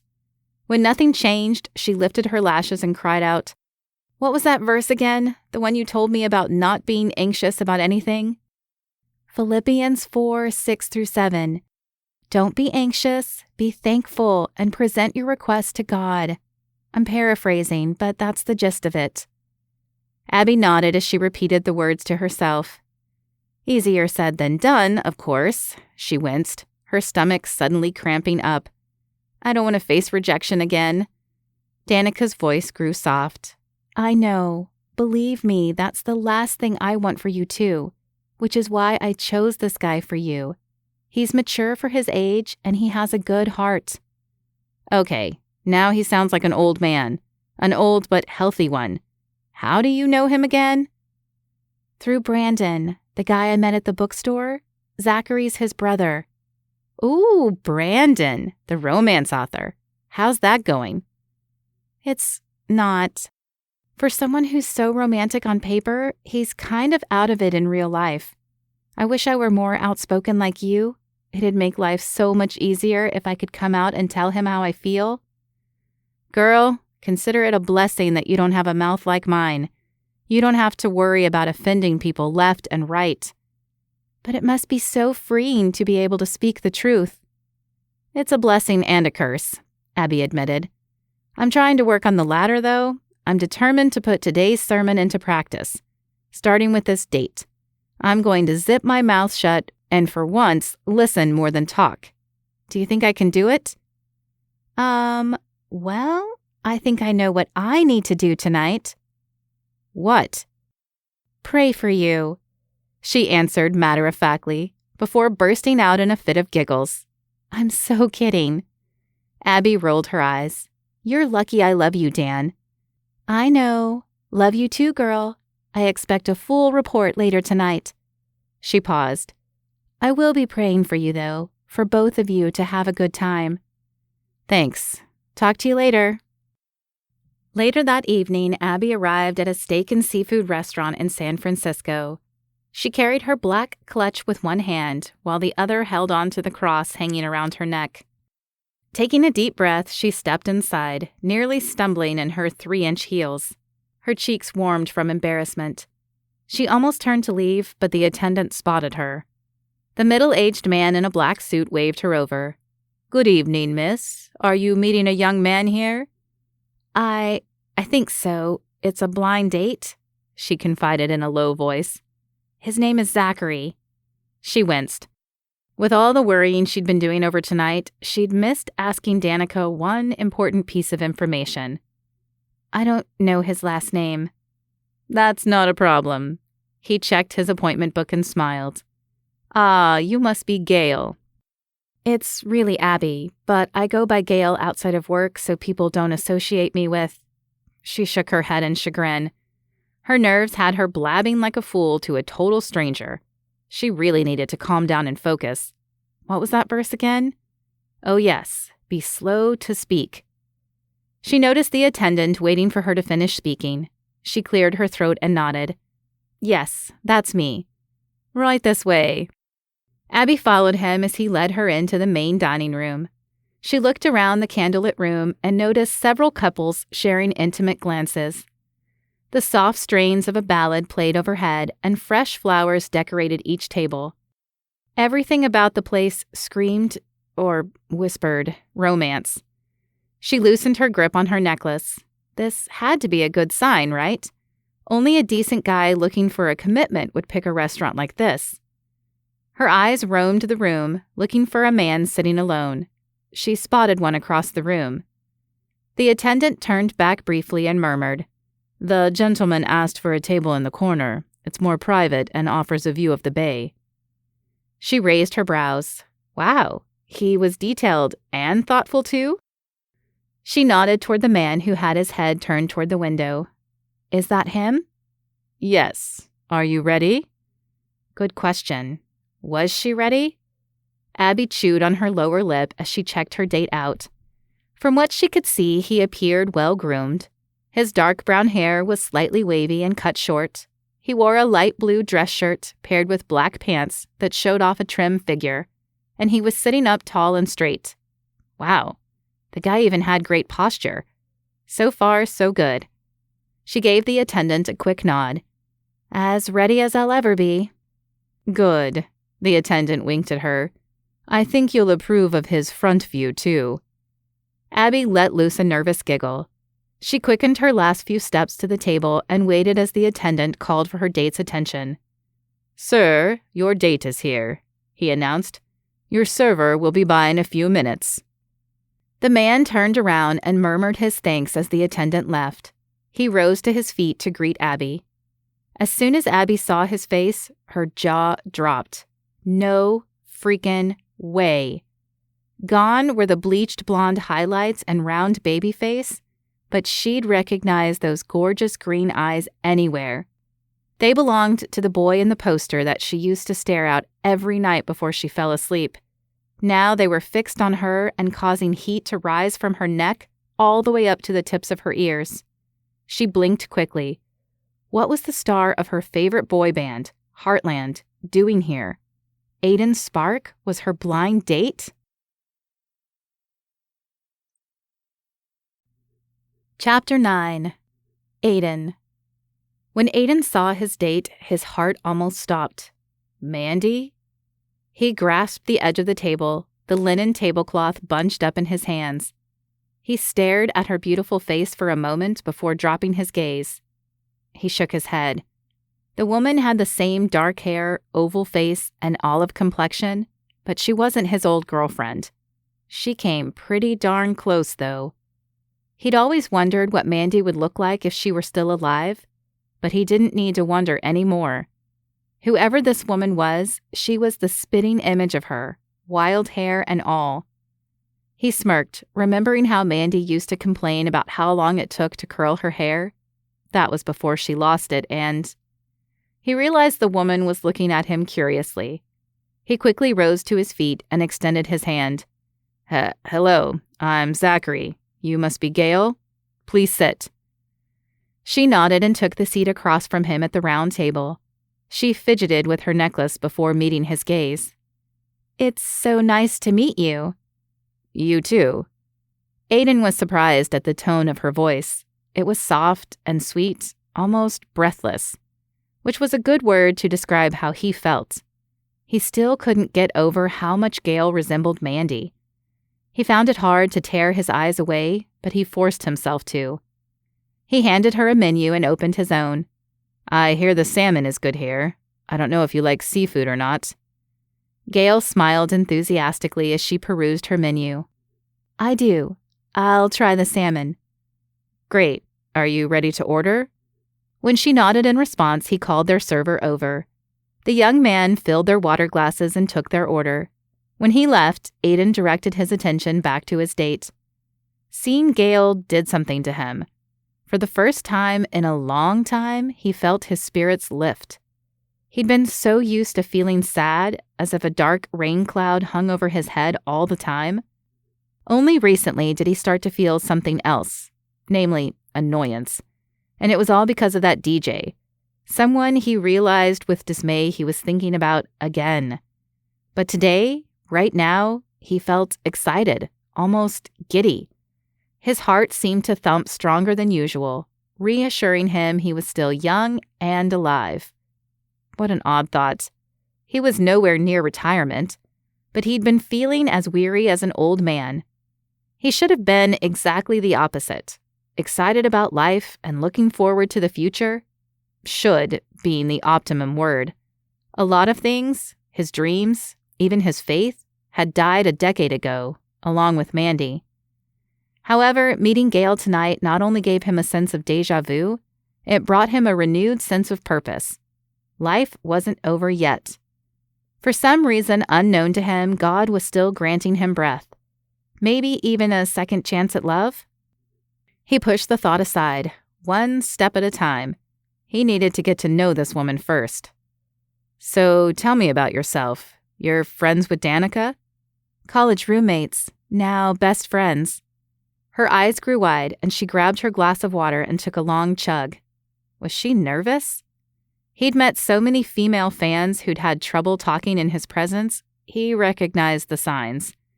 The slight tremble in their voices, the inability to maintain eye contact, and the way their cheeks flushed when they snuck a glance his way. Check, check, and check. Gail had all the symptoms, plus an obsession with her necklace. She held on to the cross hanging from the chain like it was a lifeline. Perhaps it could be an icebreaker topic, a means to calm her nerves. He hated to see her so uncomfortable. He pointed to her neckline and casually asked, "Are you religious? I noticed you're wearing a cross." She opened her fist and nodded. In the next instant, she shook her head. "Not religious. I follow God, not rules." "I see." He appreciated her straightforward response. She seemed to understand what faith was about. That made one of them. "That's an interesting answer. Don't you sometimes think, though, it'd be easier to follow a list of rules?" She took another gulp of water and pursed her lips. "Why do you say that?" She was breathing like a normal person now. That was a good sign. Aiden decided to do his part and give her more than a pat answer. "Well, then we'd know exactly what we did wrong when we get punished. God says don't do A. You disobey and do A, then you get B, your punishment. So if you don't want B, then don't do A. It makes everything nice and clear, don't you think?" Before Gail could continue, he was already on to his next point. "But you see, if there are no rules to follow, you won't ever understand why you got B. Was there something I was supposed to do that I didn't do? Did God have a bad day and decide to take it out on me? You just don't know. Gale opened her mouth, then shut it. She seemed to be holding back on saying what she really felt because she chewed on her lower lip until it turned white. After a moment, the line between her brows disappeared. Tell me more. More? Aiden blinked, not sure he heard her right. You want to know more about what I think? She nodded eagerly. Yes, please go on. He rubbed the back of his neck, chagrined. This woman was something else. Instead of telling him to be quiet or throwing a generic answer his way, she wanted to hear more. Not only did Gale resemble Mandy physically, she had the same heart as well. Supportive, patient, and kind. He swallowed hard. If he didn't watch out, he was going to fall for Gale. Hard. Thanks for the offer. It's been a while since someone cared enough to listen. My brothers tried to, but you know how guys are. I wouldn't know. I only have a sister, and the guys I've known didn't stick around very long. She shrugged. Enough about me. You were talking about your brothers? Well, I've got 4 brothers, and they're more comfortable offering solutions than a shoulder to cry on. Not that I'm gonna start crying on yours. I wouldn't mind. I'd be honored to have you cry on me. Her cheeks flushed, making her look like a shy young girl. That came out really weird. I don't usually go around offering my shoulder to men. I'm just excited to meet you. Aiden nodded with a knowing smile. Danica told you who I am, didn't she? She didn't, but I recognized you when I saw you. You look the same as the last time you were on the Grammys. The same? He chuckled. You're being kind. It was over 10 years ago. I'm pretty sure I've gotten older. Your voice has. It's a lot deeper and fuller. That's a nice way of saying I don't sound like a teenage girl anymore. She grinned. I liked how you were able to hit those high notes. No one else in Heartland sang like you. Because the rest of them went through puberty a lot earlier. My only saving grace was the fact that the fans seemed to like it. It was hard for my bandmates to make fun of me when there were girls screaming my name. I bet. She paused and narrowed her eyes. It's none of my business, but why did you agree to a blind date? I imagine you could date anyone you want. She sure thought highly of him. That, or she had some big misconceptions. A lot's changed since I left the band. People haven't paid attention to me in a long time. As you can see, no one's lining up for my autograph anymore. Not that I want them to, he added quickly. I'm done with that part of my life. I like my privacy. But what about the music, the performing? He shrugged. I do miss it sometimes, but I'm out of practice. Honestly, I haven't picked up a guitar since that Grammy show. Are you serious? But you were amazing at it. The songs you wrote were the best. They get requested all the time on the radio. I still listen to Heartland's Greatest Hits album. You do?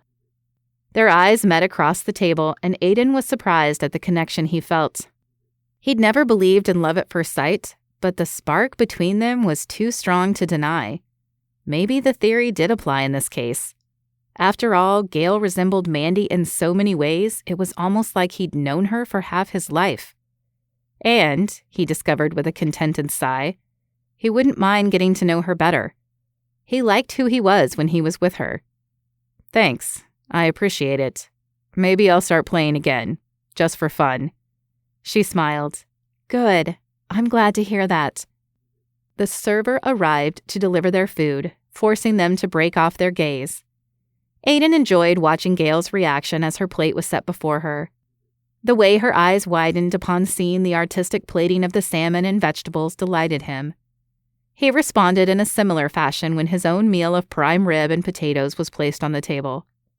The smell of spices reached his nose, causing his stomach to growl. His appetite had been returning in the last few days, and today was no exception. The delicious meal, plus the company of a beautiful and sweet woman, was sure helping to bring him out of his funk. He felt so energized, he considered saying grace. After all, he was thankful for the meal. He didn't need to have everything figured out to tell the Lord that. I can pray for us. Sure, thank you. He bowed his head and closed his eyes. The words came to him from rote memory as he murmured a quick word of thanks. When he looked up, Gail offered him an appreciative nod as she picked up her fork. The two of them sat in silence as they ate. There was no awkwardness, though. It was what Aiden remembered experiencing with Mandy, a comfortable calmness of being with an old friend. He stole a glance Gail's way as he cut into his steak. He didn't realize he'd been staring at her until she stopped eating. What's wrong? She covered her mouth with one hand. Do I have food on my face? No, you're fine. I can't get over how much you remind me of someone I used to know. I hope it's in a good way, she murmured, her mouth now hidden behind her cloth napkin. Her brows drew together as she added, and not because I'm a messy eater. You're not messy at all. In fact, you look beautiful. Flustered, she lowered her gaze. You don't have to say that. But I mean it.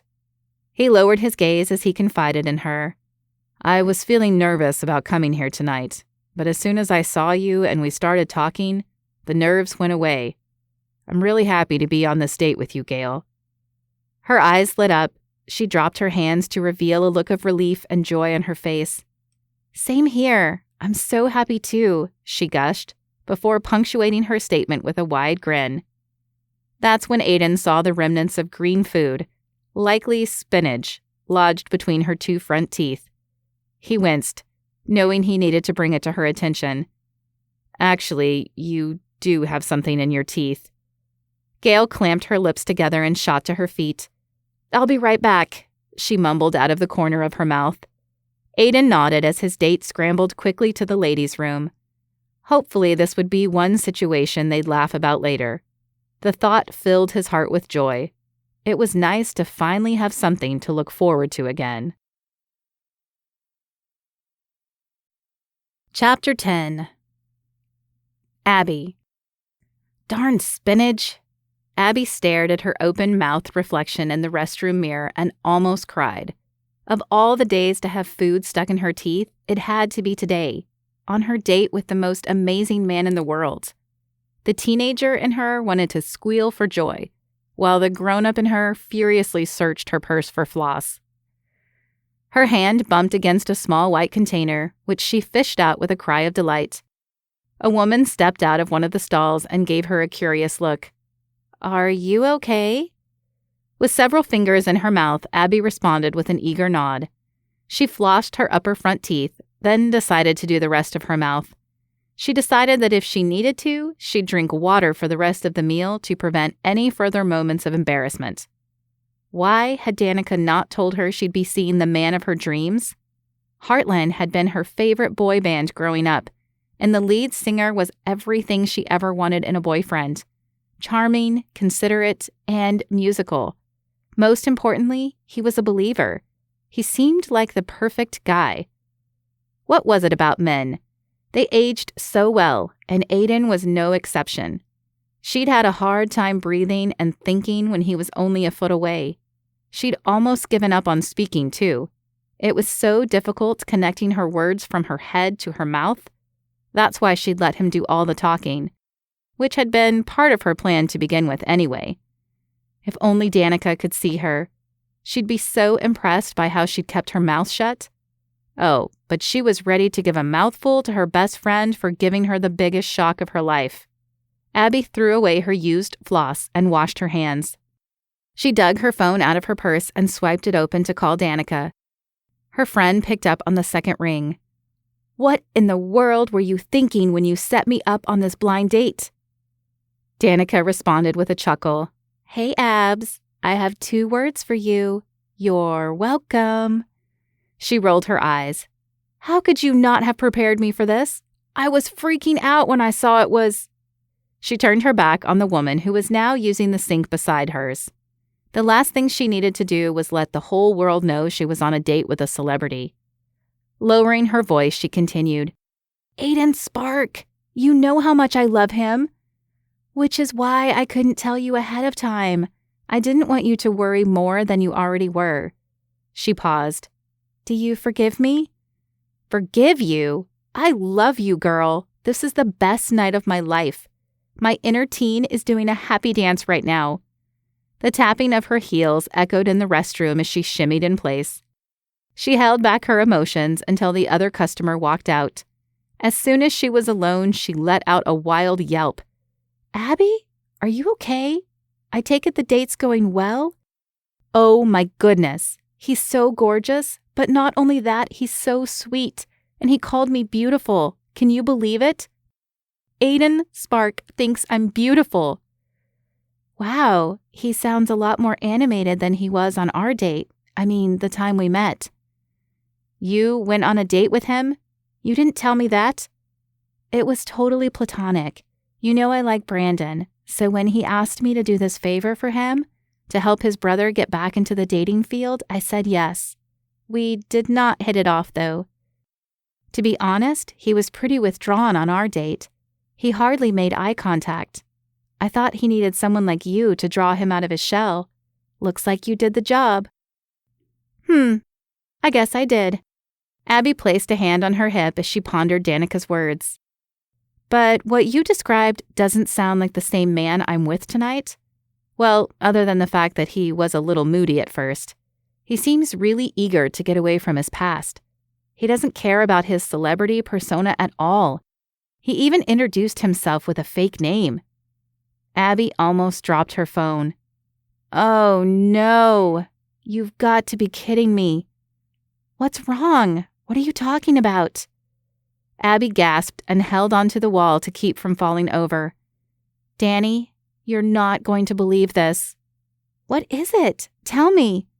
Why, oh why, Abby moaned. Of all the people she had to go yell at on live radio this week? What's going on? Did he freak out or something when you told him you're a DJ?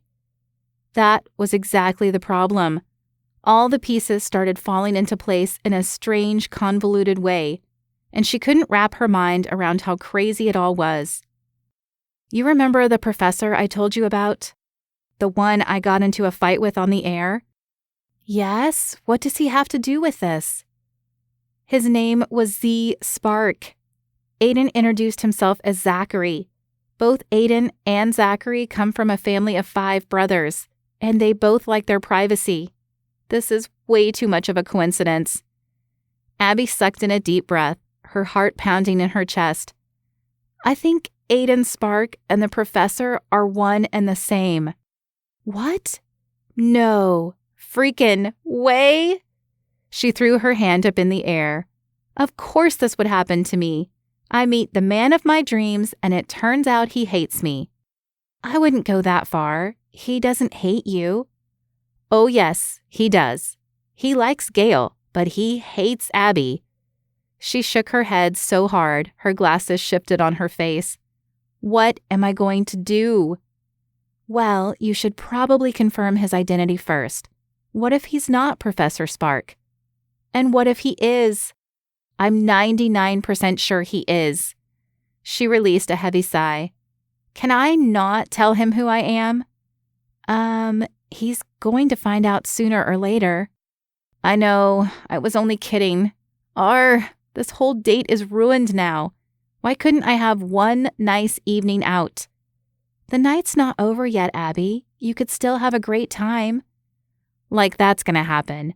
Not after he finds out I'm the DJ who dissed him. Abby slumped against the wall, her knees buckled together. I feel so bad. Now I completely understand why he was so upset that day about the media and why he hates celebrity gossip. I would too if I were him. I shouldn't have been so hot-tempered. I should have kept my big mouth shut.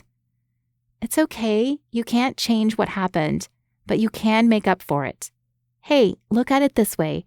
This is God's way of giving you a chance to make amends. I'm sure Zachary or Aiden, whatever name he goes by, will understand. I don't know. Abby straightened and took a deep breath. Please keep praying for me, Danny. I really, really need all the help I can get. Of course. Remember the verse we talked about earlier? Don't worry about anything, but in everything... You know what? Let me text it to you. As soon as we hang up, I'll send it over. Thanks. I appreciate it. Sure enough, 30 seconds later, a new message popped up on her phone screen. Abby read it over and over, committing the words to memory. She said a prayer herself, presenting her request to God and thanking him as well. As she was about to thank Danica, another text came in. She swiped it open and saw a photo of a pretty red-haired woman's smiling face next to a handsome young man's. Talk about 6, or in her case, 2, degrees of separation. What were the chances both she and her sister had met a Spark brother in the same week? Boy, did she have a story to tell Emma later. Fingers crossed, it would be one with a happy ending. One they would all laugh about one day. Anything was possible for God, right? He'd created the whole universe from scratch, after all. He could help Aiden forgive her, right? Swiping one text thread closed, she opened another to reply to Danica. Here I go. Please pray Aiden or Zachary doesn't hate me after I tell him who I am. Thanks. Abby tucked her phone back into her purse and smoothed the front of her dress. After taking one last look at herself in the mirror, she stepped out of the restroom. She dragged her feet as she walked as slowly as possible back into the dining area, her eyes trained on the plush carpet beneath her heels. As she neared the corner of the room, she glanced up, then gasped. The seat where Aiden had been sitting was now empty, and he was nowhere to be seen. Chapter 11. Aiden. Aiden rolled over in his bed, willing sleep to come. In his rush last night, he'd forgotten to close his curtains. Sunlight now streamed in through the window, ushering in the day far too early. Outside, a neighbor's dog was barking, taking on the roles of honorary guard dog and alarm clock. His townhome complex in the heart of Silicon Valley had been advertised as quaint and welcoming, but this morning it was anything but. He threw off his covers and groaned. What a way to start the week. He had a long Monday ahead of him and no energy or motivation to get through it. He sat up, his eyes sweeping over the master bedroom. He had to admit that even though he wasn't a celebrity anymore, he still lived like one. When he bought the unit 5 years ago, he'd splurged on plush carpeting and matching high-end furniture. His closet was full of brand-name clothing, all of which were regularly cleaned and pressed by a laundry service. He even employed his own housekeeper who shopped for him and took care of the home. The only service he no longer used was a driver, and that was because he'd bought his dream car, an Aston Martin, and wanted to drive himself around. He also had enough electronic gadgets to fill up his bachelor pad. Everything from drones to multiple video game consoles to a state-of-the-art sound system. That's what a single guy did with the royalties from 4 hit songs he'd written. There was pretty much nothing he kept himself from buying, partly because he could, and partly because he had nothing else to spend his money on. If he had a wife, though, it'd be a different matter. His gaze landed on an 8x10 framed photo display on his nightstand. The picture was taken on the same day as the one of Mandy that was stored in his phone. He had his arms wrapped around her in a tight embrace as the two of them stared into each other's eyes. Everything about the day had been perfect, from the warm weather to their conversation after the photo shoot. Even though they were only 18, they'd talked about marriage.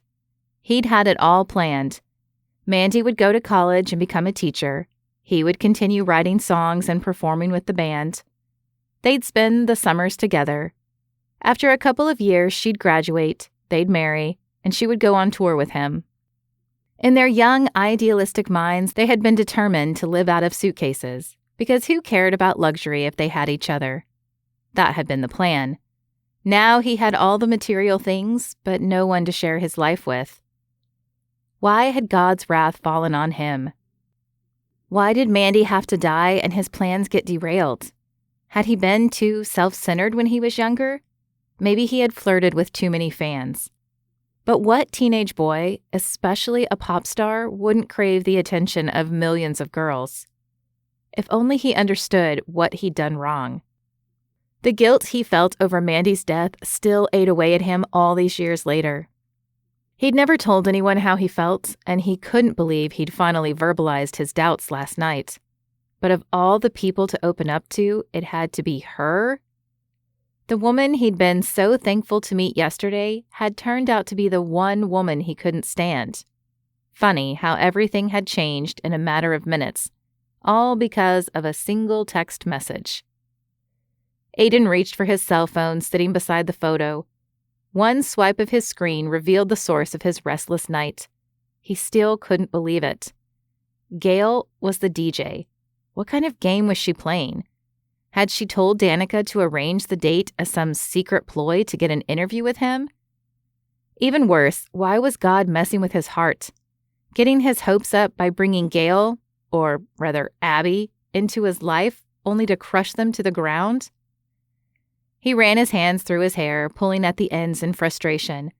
So many questions and no possible answers. Nothing made more sense today than it had yesterday. In fact, he felt more conflicted than ever. He replayed the memory of the moment he'd gotten Abby's message. He'd been confused at first why the DJ was texting him again. Then it took but a few seconds for the pieces to fall into place. That's when he'd gotten up as quickly as possible, but not before he spotted Abby walking back to their table, head down, with one hand clutching her necklace. He ducked out of the restaurant soon after, but the image of her slumped shoulders stuck with him, piercing his conscience. Why exactly? He didn't know. Or rather, he didn't want to admit the reason. He hated the fact he had stood her up, that he'd been a coward. What kind of man left his date without warning, and to foot the bill, no less? He was a coward and a jerk. What was he supposed to do now? Move on and forget the date ever happened? Demand an explanation? It all seemed useless. He was done with this nonsense and done with this DJ. But it seemed she wasn't done with him. He noticed 3 flashing dots pop up in the message thread. Was Abby texting him again? What could she possibly have to say to him? He soon found out when a new text came in. Aiden, while I didn't appreciate you leaving me at the restaurant last night, I understand why you did. I promise you I had no idea who you were before we met. It was not some secret ploy to meet you or interview you. I may be a fan, but I'm not crazy or desperate. It was a weird coincidence, or maybe divine intervention. Anyway, I wanted to apologize about the things I said on the air. It wasn't nice or fair of me. I'm sorry. The messages ended, but Aiden kept rereading them. Divine intervention? Yeah, right. He didn't know about that part, but the other things Abby said seemed true. She'd apologized, too. It was more than he'd be willing to do under the circumstances. He sighed. The least he could do was acknowledge her effort. He typed, I accept your apology, and hit send. He threw the phone on his bed and went about his morning routine. He showered and changed into slacks and a dress shirt in preparation for his lecture later that day. Deciding to grab coffee and breakfast on his way back to work, he gathered his belongings together, including his phone. That's when a new text from Abby appeared. Okay, it's your turn now. His turn? He sent back a simple 2-word answer. For what? To apologize. Aiden dropped his laptop bag onto the carpet. Apologize? The nerve of this woman. Who did she think she was demanding his apology? His thumbs flew over the screen as he typed out a response. Why do I need to apologize? You're the one who lied to me. You called yourself Gail. How was I to know you were the DJ? Those 3 dots appeared again, making his jaw tighten. So, she wanted to play, did she? He stared at the screen in anticipation. You're one to talk. You called yourself Zachary. You're just as guilty of lying. Aiden's neck heated under his collar. He undid the top few buttons of his shirt and sat down on his bed. He had a feeling Abby was only getting started. He was right. Another message immediately popped up. And to think I was feeling bad for the way I treated you. At least I had the courtesy to admit when I was wrong. You think you're above everyone else because you're a celebrity. I told you I'm not a celebrity anymore, he typed. I just don't appreciate being lied to. I didn't lie. Gail's a name I use so people don't know I'm Abby the DJ. I hate it when people start asking me for favors when they find out I work for a radio station." Aiden scoffed. "You do admit you were hiding your identity from me." A minute passed with no response. He wondered if Abby had given up. Before he could celebrate his victory, his phone rang with an incoming video call. The word DJ flashed across the screen, identifying the caller. What was she up to now? He swiped the phone to answer the call. A familiar face showed up on his screen. Her cheeks were rosier than they were last night, but there was the woman who looked so much like his Mandy, but she was nothing like her. Even still, Aiden's chest constricted to see her face again. He brushed his fingers across the screen and swallowed hard. Abby's expression softened for a moment as she stared at him from the screen. Concern flickered in her eyes when she spoke. "Aiden?" Flipping the screen around, he wiped his eyes.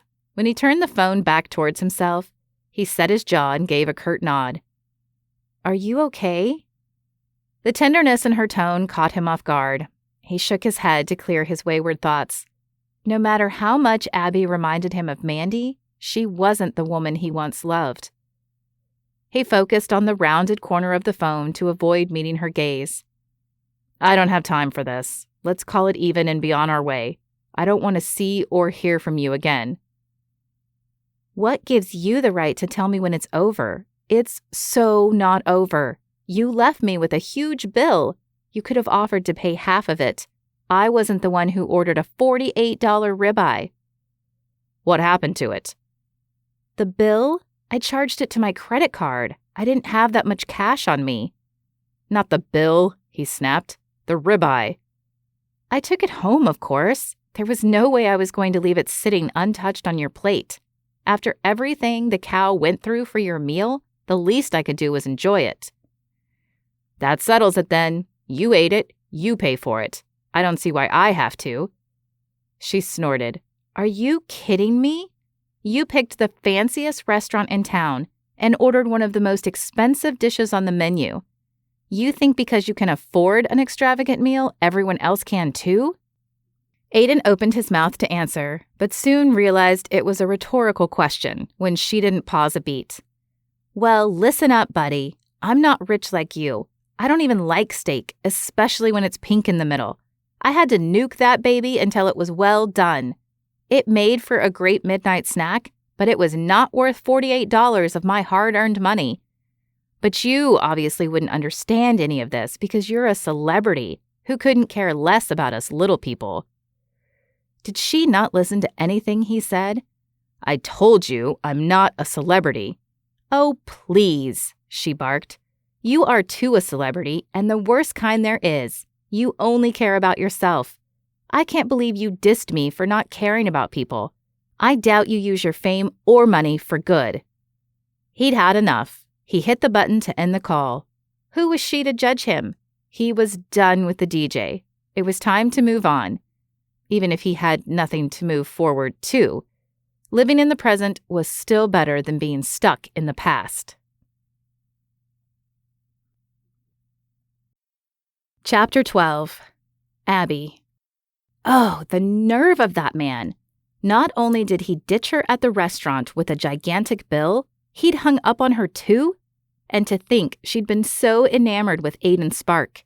He was the last person she wanted to be around. He was rude, conceited, and moody. Abby drummed her fingers on her desk, the furious pace matching the annoyance building in her body. She thought she was temperamental, but Aiden took the cake. One minute he was ready to fight. The next minute he looked like he'd lost his best friend. Whatever was going on with the guy was too much for her to handle. Good riddance. That was the last time she dealt with a celebrity outside of work. Trouble in paradise? Abby turned around in her swivel chair to find Marcus grinning at her. Don't even get me started. She planted her sneakers on the floor to push her chair around again, then stopped. Her blood was boiling too much now. If she didn't vent her frustration, she'd be a ticking, man-hating time bomb on the air later. It was the last thing she needed. She faced her colleague again and raised a brow. Since you asked. Oh boy, I know that look. Marcus shifted in his seat. Let me get comfortable. I have a feeling this may take a while. You have no idea, Abby began. She filled him in on everything that had happened the previous evening and that morning. The more details she gave, the farther Marcus's jaw dropped until his mouth was a gaping round hole. When she finished her spiel, she crossed her arms and groaned. Why me, Marcus? Why? I still can't get over the fact that you went on a date with Aiden Spark from Heartland. He was one good-looking kid. What does he look like now? Focus, Marcus. It doesn't matter if he's more gorgeous than ever. She pushed the image of his breathtaking smile out of her mind. Because he's a jerk. I can't believe I thought we had a connection. I was completely blinded by his voice, his dimples, and that adorable goatee of his. Ugh! I don't even like facial hair on a man. Marcus laughed, then clamped his mouth shut when she glared his way. I don't think a voice can blind you. Just saying. A voice can make you deaf, but it can't affect your vision. Okay, you get my point. So you were attracted to him. That's no surprise. I know how much you love the band and their music. But when you say connection, was it physical or something more? I don't know, and I don't care. So what if she'd felt strangely at ease with Aiden Spark? What did it matter that he looked at her with such tenderness in his eyes and called her beauty? No. Stop. Abby pinched the bridge of her nose under her glasses. I'm going to forget all this ever happened and move on. Thank God I won't ever have to see or talk to that man again. Or so she thought, before she received a call from her sister that afternoon on her drive home. Hey, Em, how are you? Sorry I haven't texted or called you back. It's been crazy. A high-pitched squeal came over the line, making Abby pull the phone away from her ear. Emma? He asked me out, Abby. Evan Spark asked me out. No freaking way. Why couldn't the Spark family leave them alone? Emma, you listen to me. If Evan Spark is anything like his brother Aiden, you need to stay away from him. Aiden Spark is nothing but a rude, obnoxious jerk. Aiden Spark? As in the guy you used to have a poster of on your wall? Evan didn't tell me his brother was in a boy band. See, he's lying to you already. Don't say I didn't warn you. These Spark brothers are trouble. As your big sister, I'm warning you to stay away from him. Emma laughed. I wouldn't call it lying. We only met a few days ago. I'm sure there's a ton of stuff he hasn't told me yet. But what's going on with you and his brother? When did you meet him and how? Abby gritted her teeth. She slammed on the brakes and narrowly missed hitting a black SUV limo in front of her. The streets in San Francisco were jam-packed already at 5 p.m, with people trying to get out of the city. In her old clunker, she felt like a little fish swimming in an ocean of bigger fish, trying to make her way through the current. It wasn't fair that other people, like those in the vehicle in front of her, had it so much easier. They had their own pool to wade in. A special one with chauffeurs. That was a pop singer's life, not hers. No wonder she and Aiden didn't get along. All that going back and forth about who should pay for a pricey cut of beef proved it. He was used to the royal treatment and having everyone think he was the best thing since sliced bread. Well, no more. He'd lost her as a fan once and for all. She didn't find him even mildly attractive anymore. She knew the real person behind the pop star persona, and she was sorely disappointed, even disgusted. The real Aiden Spark was a sad, sad man who didn't deserve a second more of her time. She didn't even want to waste her breath talking about him. It's a long story, and I'd rather not go into the details. He already ruined my whole morning, and now I'm spending a good part of my afternoon stuck in traffic. Aw, I'm sorry to hear you're having a bad day. I wish I could be there with you and keep you company. Emma paused. Do you really think I shouldn't go out with Evan? I don't know what happened between you and his brother, but if you think so... The voice coming over the speakerphone was almost too soft to hear. The disappointment in her sister's tone tugged at her heart. Emma wasn't one to argue with anyone. She didn't have a mean bone in her body. She was as meek as they came, which was why Abby always watched out for her. With Emma hundreds of miles away on her own, she wanted to protect her even more. It's a different ball game where you're at. People don't play nice in Hollywood. You need to be careful about who you hang out with, especially when it comes to guys. Remember what happened to me when I dated an actor? I found out how self-centered and heartless they all are. All they care about is getting ahead and leaving us little people behind. But I don't think Evan's like that. Don't be so sure. What do you really know about him other than the fact that he's hot? Didn't he date, then dump that actress from the other show? You don't need that kind of drama in your life. Evan never dated her. It was all made up by the tabloids. Yes, he's hot, but he's more than that. He's so sweet. He goes to a Christian Actors Fellowship, and he's going to take me next time. Oh yeah? He's a Christian? His whole family is. He's gone to church his whole life. Abby thought back to the questions Aiden had thrown out at the beginning of their date. He hadn't sounded so sure about his faith. But doubt was normal. She had doubted God, everything from his existence to his love for her, for the longest time, until she couldn't deny it anymore. Maybe Aiden was going through a bit of that too. Not that his spiritual state should change what she thought of him. Grrr! How had he crept into her head again? The traffic inched forward, allowing Abby to maneuver her car in and out of the lanes to reach the freeway entrance. Once she was on the highway, she let out a loud cry of relief. Yes, I'm finally moving. That's great. I hope you have a smooth drive the rest of the way. Thanks. I hope so too. She glanced at the photo displayed on her phone screen. The little girl who used to wear her hair in pigtails had grown up so much. There was no denying Emma was a beautiful woman now at 24. A beautiful woman who could get into some serious trouble with the wrong guy. Abby felt the hair on her arm stand up at the thought of anyone mistreating her baby sister. She needed to stop this relationship before it started. Listen, Emma, I don't want to see you get hurt. Promise me you won't go out with Evan. His family is bad news. I already told him I would. I can't back out now. It would be rude of me. Abby rolled her eyes. He'll get over it. He's a TV star, for crying out loud. I'm sure he's got girls lined up out the door waiting to date him. That's the thing, Abby. He asked me out. He wants to go out with me. Isn't that crazy? And I want to go out with him. Aside from her decision to pursue acting, she'd never heard Emma be so adamant about something before. Yikes, this was not a good sign. If she went after Evan the same way she went after her acting gigs, there was no telling what she'd do. Emma, I'm your big sister, and as your big sister, I'm warning you to stay away from Evan Spark. Don't let his good looks and charisma blind you. Celebrities all know what to say to win you over. Don't forget he's an actor. How do you know he's not pretending to like you? There was only silence for a moment, and Abby wondered if the call had dropped. Traffic had slowed down again, so she took the opportunity to peek at her phone screen. What she saw made her stomach drop.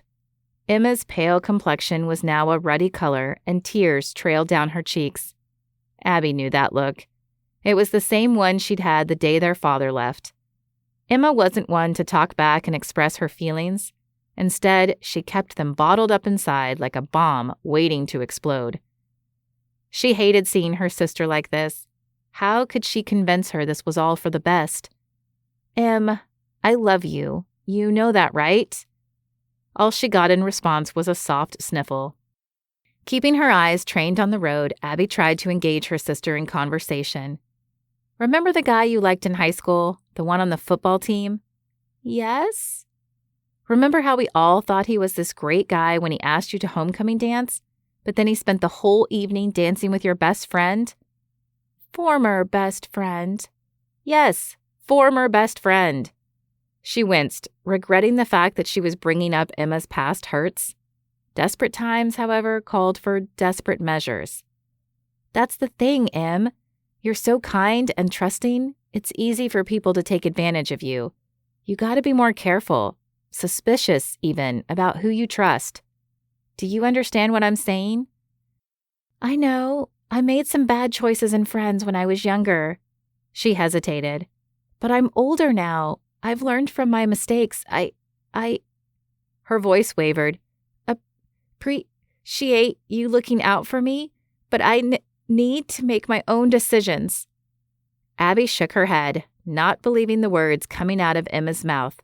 Of all the times for her sister to grow a backbone, it had to be now? Where was the obedient girl she'd known all her life? Before Abby could get over her shock, she heard the high-pitched screeching of tires. The SUV ahead of her suddenly loomed in her line of vision. She switched her foot from the gas to the brake and stepped down, but not before a loud bang filled the inside of the car.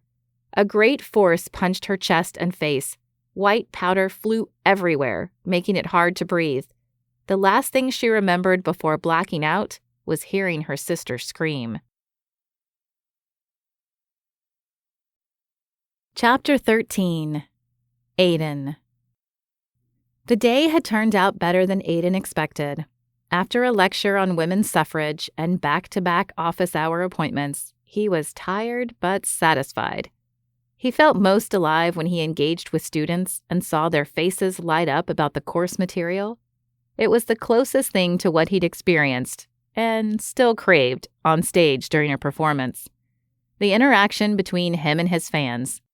Although, admittedly, his students weren't as wild about him as his fans were, but the female ones still had a spark in their eyes when they saw him. It was a nice feeling to be held in such high regard, especially by young people. Times had changed since he was a pop star. Social media held everyone's attention, and it was a challenge to compete with the culture's fast pace.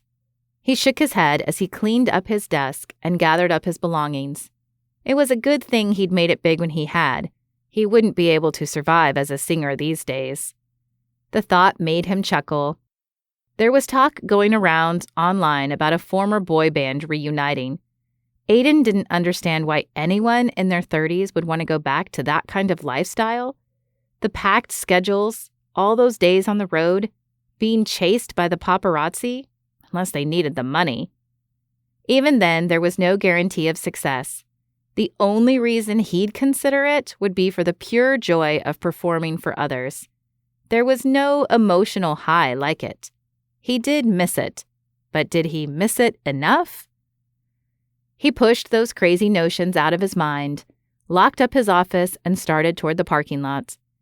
The afternoon sun was extra powerful thanks to a mid-September heat wave. These Indian summers were common in California, and he usually survived them in the air-conditioned buildings on campus. He thought about going home, but the silence of an empty house didn't seem so appealing. Instead, he decided to visit his brother Colin. The middle child of the family, Colin was the easygoing one, and somewhat of a dreamer. He had dreams and he went after them, often without much planning or foresight. Aiden often funded these ventures, including the current one of an ice cream shop in downtown Palo Alto. He drove the 10 minutes to the store and pulled into a parking spot on the street. From his car, he saw a crowd of children and their mothers enjoying their cold treats.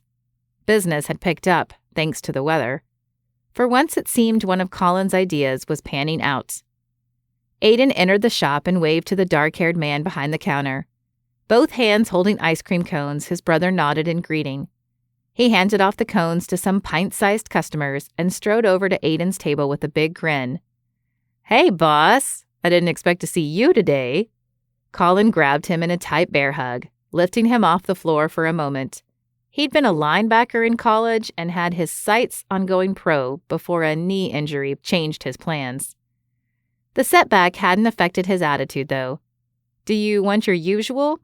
How about 2 scoops today? It's a great day. The sun's out, the shop's full, life is grand." "What's gotten into you?" Aiden eyed his brother with curiosity. "Why are you so happy?" "Can't a guy be happy?" "Yes, but this?" He pointed to Colin's face and drew a circle with his finger. "Is not normal." Even for you." Colin shrugged and glanced around the brightly lit shop. Pops of color, every hue from bright reds to blues to yellows, surrounded them in every aspect of the decor. Even the plastic spoons the customers used were colored. "Look around, bro. I'm surrounded by happy things and happy people, and lots of sugar. You can't not be happy here. I'm glad you showed up. You could use a little cheer of your own." He playfully punched Aiden in the shoulder. "So I heard through the spark line you went out on a date. That's great news, bro. How was it?" If Colin expected him to exude happiness, that was the wrong topic to bring up. Aiden set his jaw and drawled, "It was horrible. The worst date ever." The worst? The worst would be if she didn't show up. She didn't do that, did she? He wished Abby had stood him up. Then she wouldn't have targeted him with her derogatory remarks. How dare she accuse him of not caring about people? Maybe he could do more for the community, but it would mean going back into the public eye, something he wasn't ready for. He had valid reasons for his actions, or non-actions, and he didn't need to justify himself to anyone, especially not to that woman. "I don't want to think about it, much less talk about it. I hope I never see her again." Colin's eyes grew wide and he slowly took a few steps back. "All righty then. No talking about the date. I'll go get your ice cream. Be right back." Aiden watched his brother scoop a generous helping of vanilla into a chocolate-dipped waffle cone. Then another scoop. On top of the sugar monstrosity, he added some sprinkles, chopped walnuts, and whipped cream. Colin held up his creation with a beaming smile. Aiden offered a smile in return. There was no way he'd ever eat that much sugar in one go, but seeing his brother happy made him happy. Colin's attitude was contagious. "Here you are. You might want to use a spoon." Colin handed him the cone, along with a spoon and napkin. "I gotta go man the counter. The college kid who was supposed to come in today called in sick. I'll check back on you in a bit. Shout if you need anything." "Thanks." Aiden took out his phone to check his emails, then swiped open the browser to check the news. He bypassed the political and sports headlines until he reached the entertainment section. Even though he was no longer in the business, he still liked to stay up to date on the latest music. In between licks of his ice cream, he learned which bands were on the charts and which artists were now guest judges on a reality singing show. He intentionally scrolled past the celebrity news, but stopped when a familiar face popped up on his screen. 1 week of not checking their family's group chat room and he'd missed some important news. He looked up and caught Colin's attention. "Did you know about this?" Colin squinted at Aiden's phone as he neared. "Oh yeah, Evan met a girl on set this week. Gorgeous redhead. She's from the Bay Area too. And a believer. She might be playing his girlfriend on the show." "Is that all?" Their youngest brother was a responsible kid, which made news about him so much more infuriating to read. The rumors swirling about him on the internet changed from day to day, making him sound fickle and immature. Today's headline said it all. "Evan Spark dumps girlfriend, spotted with new love." Why can't they get the facts straight? He never even went out with that actress. They were spotted in the same restaurant one night, and everyone started making assumptions. And now this? They make it sound like he's in love. Oh, it's not too far off. He really likes this girl. I've never heard him talk about anyone like this before. We'll see about that. Aiden scoffed. Nothing's real in Hollywood. Who knows? She's probably using him to get her name out there. Colin winced. You should eat more of that ice cream. Aiden smirked as he noticed a puddle forming on the table. Great. The cone had a leak. Even his ice cream reminded him of how messy life was. He tossed it into a nearby trash can and wiped his hands. His phone vibrated on the table with an incoming call, displaying Evan's face on the screen. What great timing. At least he could talk some sense into his brother. Hey, Evan. I'm glad you called. Aiden, I need your help. Emma's sister's been in a car accident. She can't reach her, but she said you'd know how to. Can you help? She's worried sick. What? What are you talking about? Who's Emma? Aiden mouthed the last question again to Colin, who was eyeing him curiously. "The girl he likes," Colin murmured, before reaching into the back pocket of his jeans. His phone was ringing as well. "Hello? Aiden, are you listening?" The urgency in Evan's voice brought his focus back to the phone call. "Can you get in touch with Abby, Deeren, and see if she's okay?" Abby?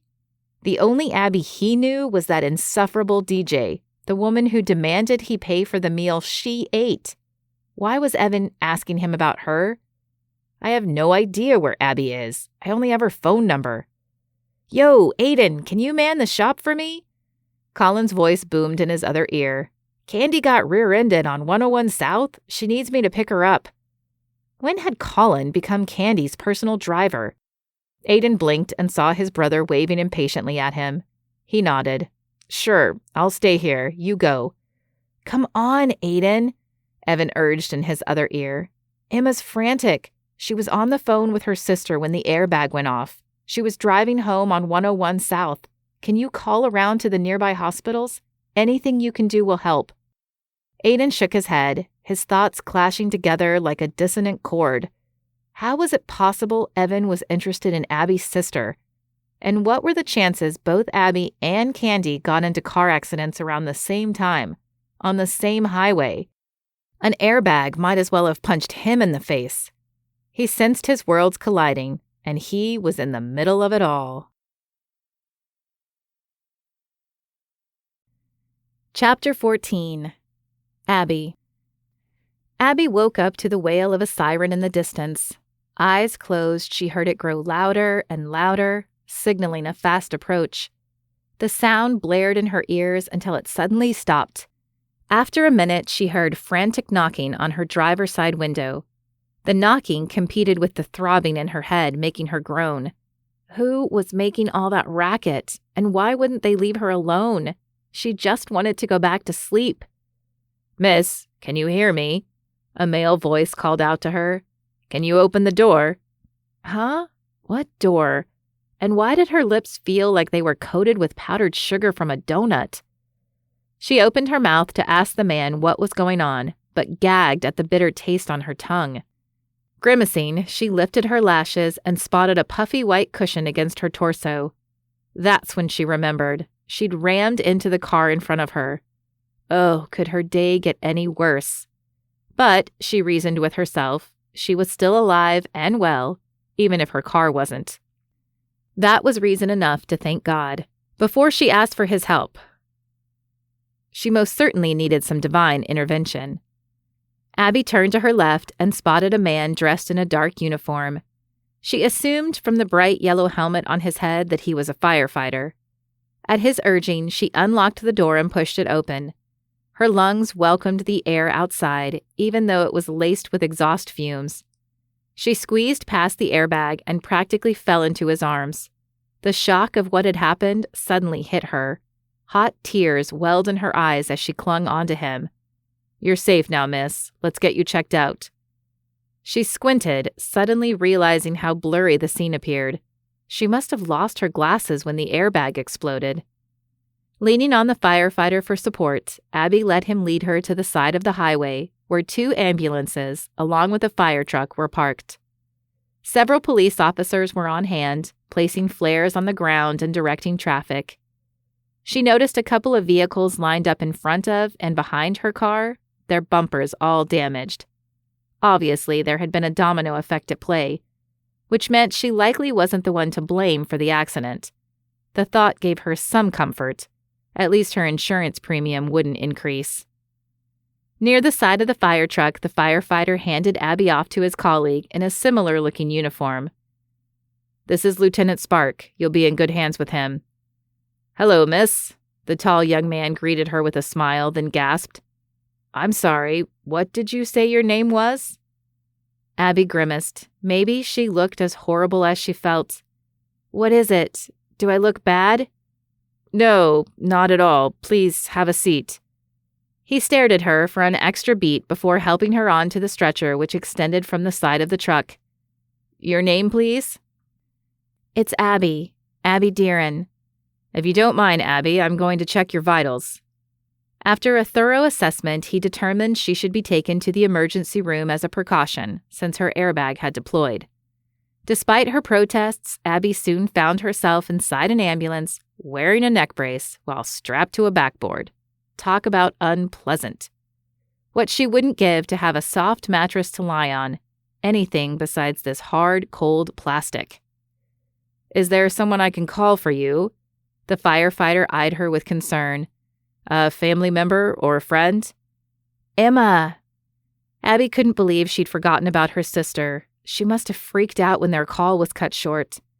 "My phone's in the car. Can you get it for me? I need to call my sister and let her know I'm okay." "Sure. You stay put. I'll be right back." Abby moved the only part of herself that was still mobile, her eyes, and rolled them, like she could go anywhere even if she wanted to. She watched the man walk away, then stared up at the ceiling of the ambulance. She got to wondering how the other drivers had fared.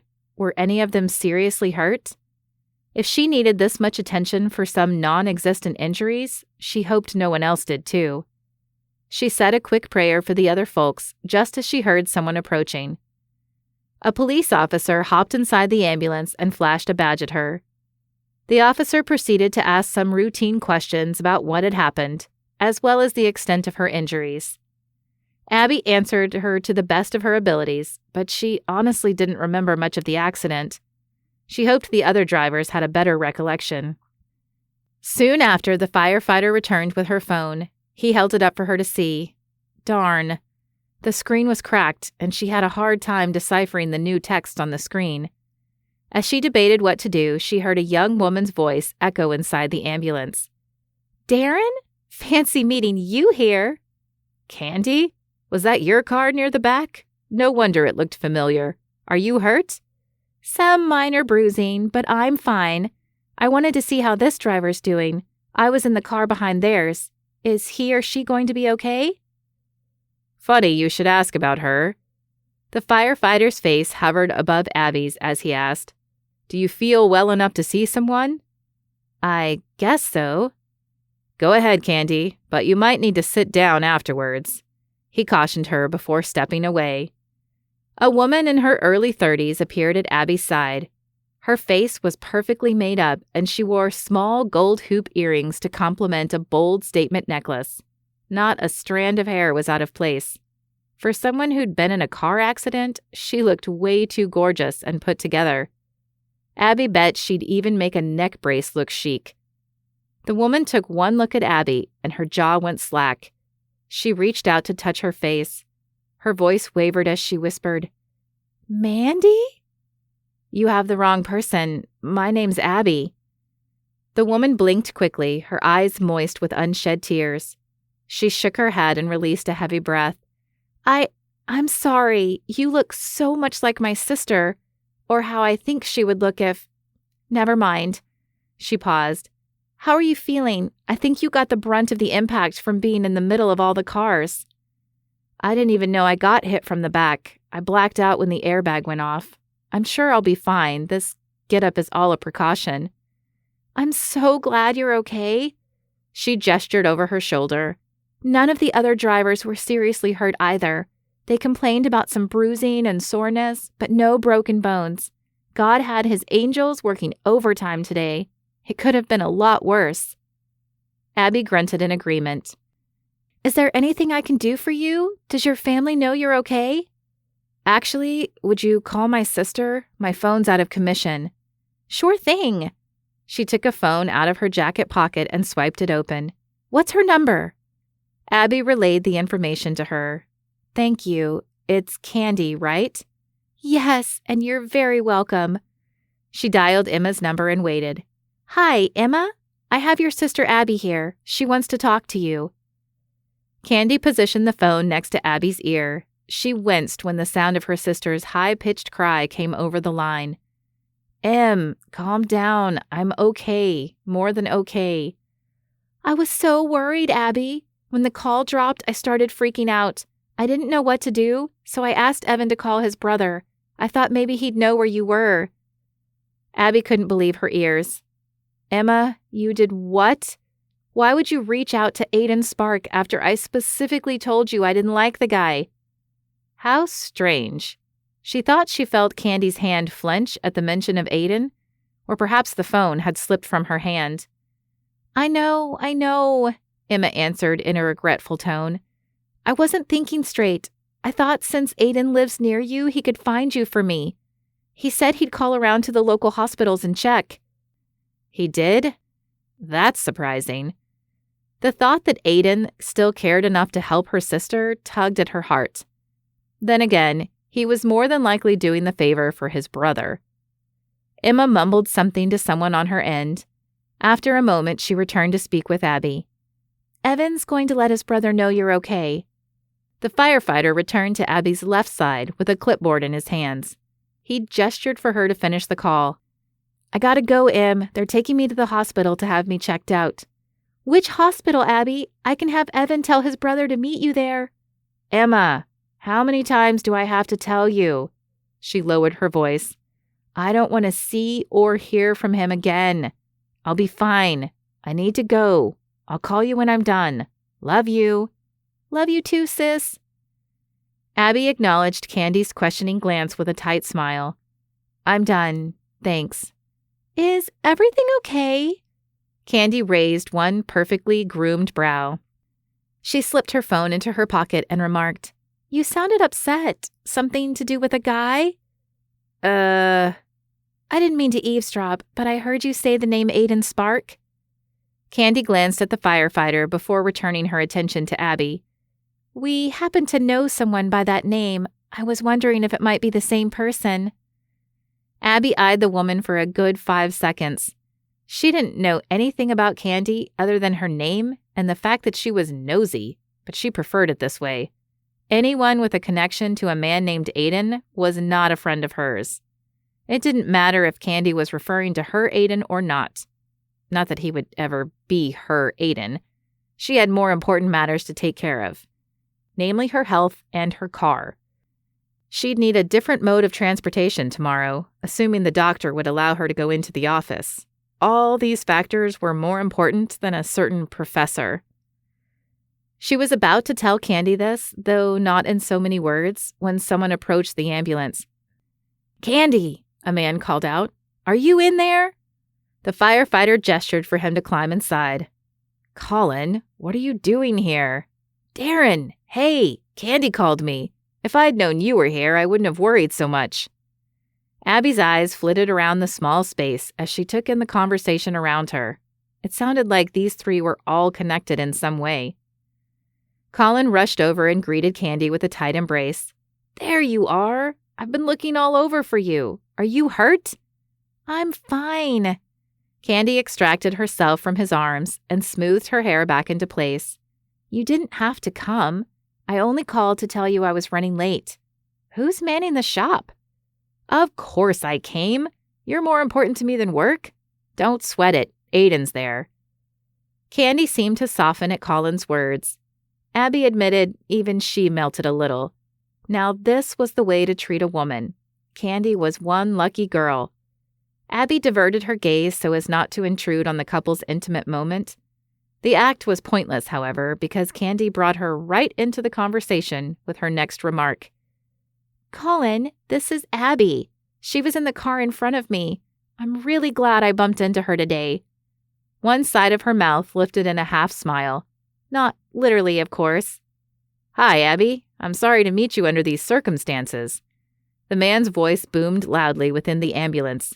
"I hope you have a fast recovery." Abby tried her best to look to the right without turning her head. She locked gazes with Colin out of the corner of her eye. She was speechless. Not only was he good-looking, he was considerate too. Why couldn't she meet a guy like him? Colin seemed speechless as well. He stared at her as if she were a ghost.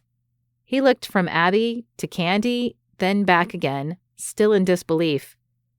What was it with everyone today? Abby wrinkled her nose. She must have a doppelganger out there, someone very loved by these three people. "If you were wondering, I'm not Mandy." Colin released a deep breath and shook his head. How is this possible? That was my reaction too when I first saw her, Darren piped up. I apologize if I stared earlier, he confessed to Abby. I was caught off guard. I never expected to see her. You. No worries, she replied, still unsure of what was going on. I must really look like this Mandy person. You're a spitting image of her, Colin agreed. Of what she'd look like if she were still alive. Still alive? Abby swallowed. This Mandy wasn't around anymore? No wonder they were so fascinated with her. I'm so sorry for your loss. I hope it's not weird seeing me like this. Not weird at all. Candy's smile was bittersweet. Seeing you makes me feel closer to my sister, closer than I've felt in a long time. You know who else needs to see her? Colin murmured to Candy. She nodded knowingly. It might help. Maybe he'll get the closure he needs once and for all. Okay, now Abby was the nosy one. Who were they talking about? Was it possible she could help someone by being her plain old self? She had to find out. If there's something I can do to help, just let me know. Candy exchanged hopeful glances with the two men. Really? That would be awesome. What do you think, guys? It's worth a try, Darren answered. Definitely. Colin grinned at Abby and asked, would it be okay if we arranged for our brother to meet you? Mandy was his girlfriend. He's had a rough time since she passed away. Oh, I'm sorry to hear that. Of course, if you think it would help him. Abby chewed on her lower lip as she thought. She'd heard that God works in mysterious ways, but this was unlike anything she'd ever imagined. Maybe some good will come out of this accident. I'd be happy to meet him. Thank you. I'm sure Aiden will appreciate it. Wait, what was it about that name? Why did she keep hearing it today? Aiden? Yeah, our brother's name is Aiden. Aiden Spark. No freaking way. Why couldn't she get away from that man? She had no idea what God was up to, but she had a feeling it was something big. Chapter 15. Aiden. Aiden took shallow breaths as he glanced around the hospital waiting room. He had wanted to escape the moment those familiar antiseptic odors assaulted his senses.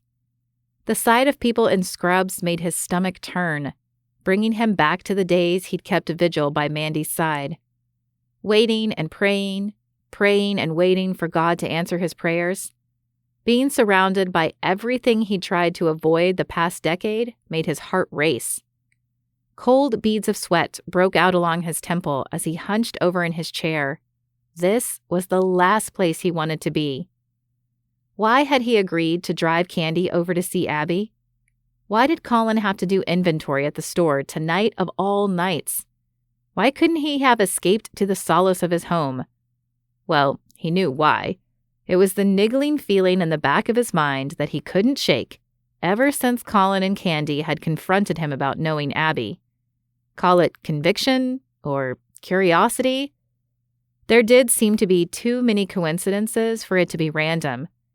Even if he didn't feel like speaking to God, he had to acknowledge his hand at work. Just what was he up to? And why did this woman keep popping up in his life? He admitted guilt played a factor too. He'd been a jerk to Abby. No woman deserved to be treated the way he treated her. He thought about telling her this in person here, but maybe he'd do it over the phone later. The sooner he left the hospital, the better. He needed to leave this place and all his dreaded memories with it. Aiden? A hand touched his shoulder. He lifted his head to find Candy looking at him in concern. His mouth dry, he whispered, Are you done? Can we go? She crouched down next to him. Hey, talk to me. What's going on? The gentleness in her tone surprised him. He was used to Candy's assertive, demanding side, but this was new. He took it as a sign he must look bad as he felt.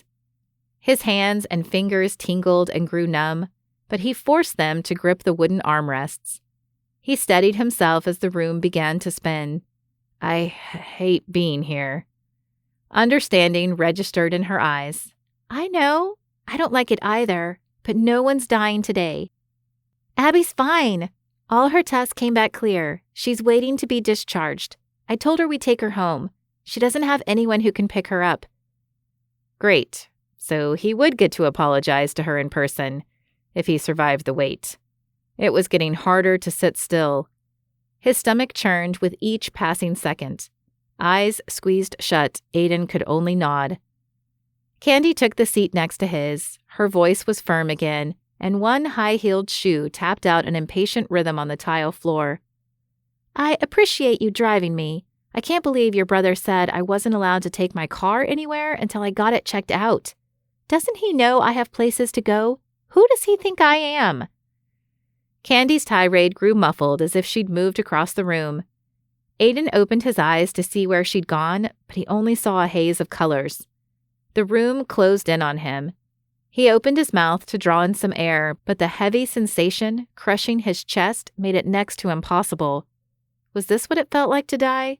Because he was sure he was going to meet his maker, and the only thing he could think about was how disappointed God would be to see him. Regret and fear held him hostage as the world darkened around him, and he slumped to the ground. Lord, please help Aiden. Whose voice was that? Aiden wondered if his radio alarm had gone off because the woman talking had a clear and bright voice made for the radio.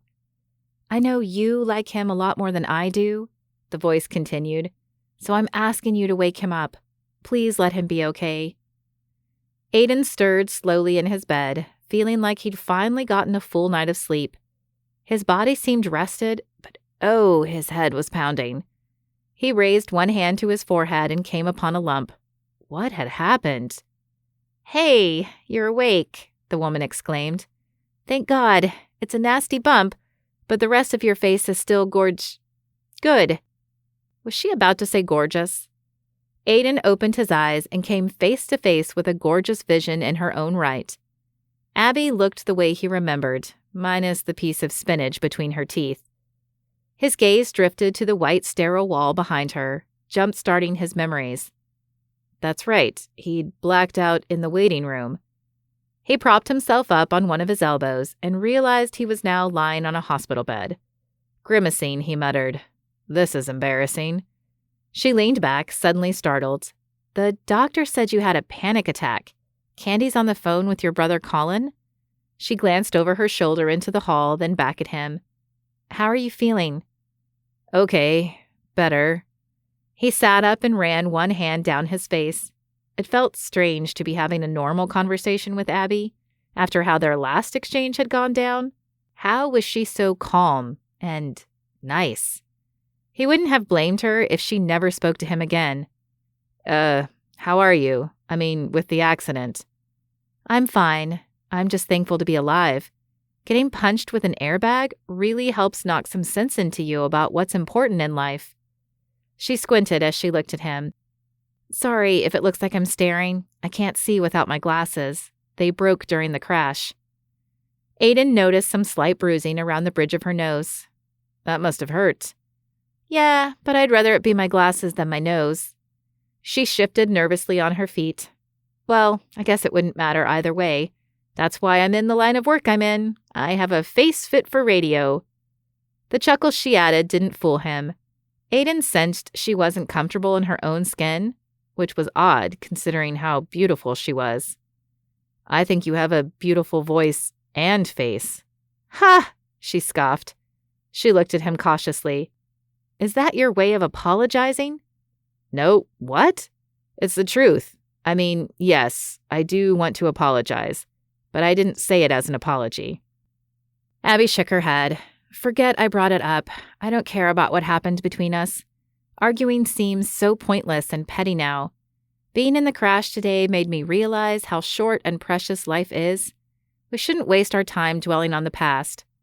Her expression sobered. But I think you knew that already. Yeah. Yet he still couldn't shake the past. I heard about your girlfriend Mandy. I'm so sorry. Thanks. Did what happened out there, she gestured toward the waiting room, have something to do with her? He released a deep breath. He never talked about what had happened with Mandy or the band, but maybe it was time he did. This is the hospital where she died. She winced. I had no idea. The news never even mentioned you were dating someone. That's because I did everything I could to keep her out of the spotlight. She didn't sign up for that life. I did. I tried to protect her as much as I could. He swallowed hard. There were some things he couldn't save her from. Is she the reason you left Heartland? I left the band because it wasn't right to have success without her.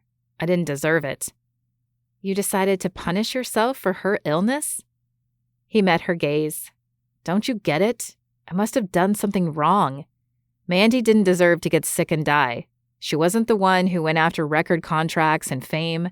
She loved God with all her heart. She loved everyone around her. She had accepted her fate. I was the one praying for a miracle. I obviously didn't do something right because he took her from me. Abby nodded slowly, as if thinking through his words. I can understand how you came to this conclusion, but it's wrong. Wrong? The last thing he wanted was some deep theological sermon. Please don't give me some spiritual mumbo-jumbo speech about there being a lesson in all of this. I've been a Christian since I was 7. I've heard it all. Trust me, I'm the last person who'd give you a speech.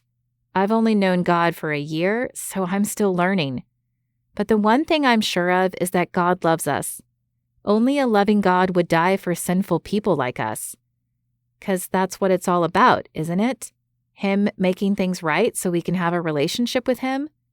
It sounds like Mandy understood that. Well, under the circumstances, she had to, he scoffed, not even attempting to hold back the bitterness in his tone. There wasn't much else to hold on to in the end. She still had a choice whether or not to believe. God doesn't force us to love him. That's not what love's about. He asks us to trust him. Believe me, I don't trust people very easily, but everything he's done proves he's worth trusting. He blinked in disbelief. Not only did she say all the right words, she sounded like she believed them. Good for her. He needed a healthy dose of what she had. It reminded him of Mandy's unwavering faith. Why was it so easy for some people, but not for him? I'm glad you have it all figured out. I wish I could say the same for myself. She gave him a small smile. Not completely, but it's a start. It took me a good 10 years before I made the jump to believe. My friend Danica stuck through it with me when I had my doubts. I wouldn't be where I am without her. Sometimes we need a little push in the right direction. In my case, she was the one who did the pushing. The phrase Danica had mentioned on their date popped out of his mouth. Iron sharpens iron.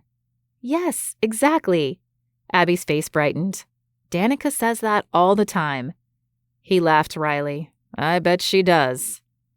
Funny how the events of the past week were coming together like a well-orchestrated piece of music. Who knew one wrong text would lead him and Abby, not to mention their siblings and friends, to this moment? How could he deny God's hand at work in his life, even amid his doubt? It was more than he wanted to deal with at the moment. He pushed the thought aside in favor of something lighter. This is off topic, but do you happen to know if she's interested in my brother Brandon? Oh, she would kill me if I told you, but yes, Abby grinned. Do you know how he feels? She says he's a romance author, but he doesn't seem to have a romantic bone in his body. Yeah, that's Brandon for you. He's a little lacking when it comes to socializing in the real world. Our family jokes he can only talk to fictional women. He laughed. I can do some digging around and find out for you. I'd appreciate it. Danica's done so much for me, I'd do anything to help her. Abby's smile was so sweet and genuine, it warmed him to the core. He found himself captivated by her face. She looked so much like Mandy, but with a unique beauty of her own. Without her glasses on, he saw flecks of gold in her light brown eyes. They matched her fiery personality, the part of her that had grated on his nerves when they first met. Seeing her love for her friend, however, made him appreciate all the aspects of who she was. She had both compassion and conviction. It was a rare combination. You really are beautiful." Her cheeks flushed, and she raised one palm to her cheek to raise her glasses. When she realized she didn't have them on, she bit her lower lip in embarrassment. "You must have hit your head hard when you fell. You're seeing things." "No, I'm not," he insisted with a smile. "You're as beautiful as I remember. I'm really glad to see you again, even under these less than ideal circumstances." A line appeared between her brows. She dropped her head and mumbled, "I forgot they wanted to do a CAT scan when you woke up. I'll go get the nurse." She spun on her heels and rushed out of the exam room before Aiden could say a word. Her absence immediately made its mark, leaving him lonelier than he'd been in a long time. It was an unexpected, yet intriguing, feeling. Chapter 16. Abby. Abby clung onto the overhead hand grip as she stood wedged between two passengers on the BART train to San Francisco. Since the accident a couple of days ago, her car had been parked on the street corner by her apartment. It needed major repairs. Repairs she couldn't afford at the present time, maybe ever. She was left to take public transportation until she scrounged up enough money.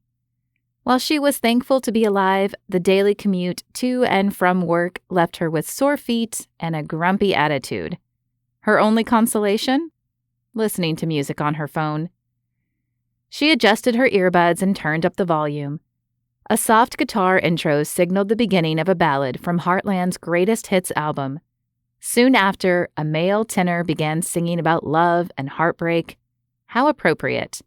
Hearing Aiden's voice brought comfort to her weary body, but it also left her heart aching. She hadn't seen or spoken to him since the day at the hospital.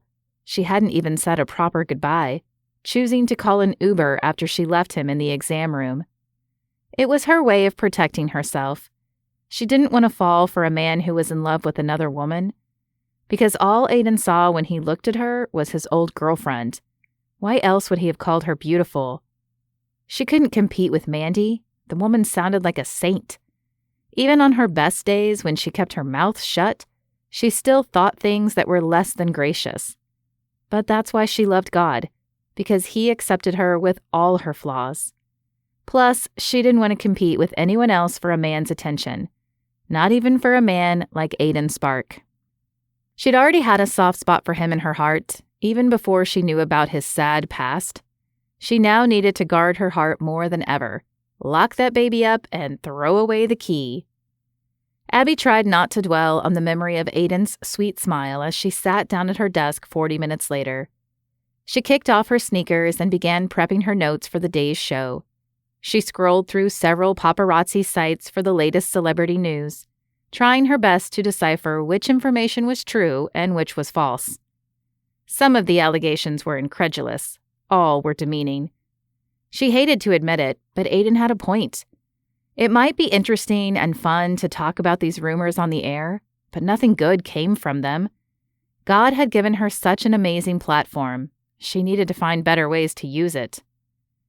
A renewed determination flowed through her veins. She did some more searches, this time for positive news stories. There had to be a celebrity or two who went out of their way to help people. It took a couple of tries, but she finally found some newsworthy talking points. One band had given a special concert to benefit the victims of a recent hurricane. Another pop artist had visited a fan recovering from surgery. Abby smiled as she read each story. Now this was the kind of news she could get behind.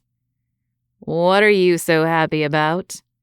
She'd been so involved in her research she hadn't heard Marcus walk into the studio.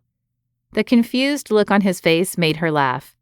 "Can't a girl be happy?" "Yes, but not the one I work with." He approached his chair slowly, as if walking around landmines. "Who are you, and what have you done with my coworker?" Abby rolled her eyes. "It's me, Marcus. I know I've been a little hard to work with lately." At the sight of his raised brows, she corrected herself. "Okay, I've been really hard to work with, but I've found the answer to my problems. Some of my problems." Her love life was a different and utterly hopeless matter. "What is it? You found the solution to world peace?" Close. She pointed at her computer screen. Let's forget the rumors and gossip and instead talk about how celebrities are making a positive impact on the world. We can even encourage our listeners to find their own ways to help people. It doesn't have to be anything major, just little things they can do to pay it forward. Buy a coffee for a stranger, offer to mow a neighbor's lawn. The list is endless. This could turn into something big, something great. Excitement hummed through her body from her head to her toes. She could hardly sit still. She was almost giddy. Whoa. Okay, now I'm really scared. Who are you? Marcus stared at her as if she'd grown another head. I don't know what you did with Abby Deeren, but I don't care. I like this new Abby. She's a much better improvement over the cynical, mopey... Ouch! She cut him off with a playful punch to the arm. You were saying? He pretended to cower in fear as he nursed his arm. Yep, it's still you in there. Be serious. What do you think of my idea? He nodded thoughtfully.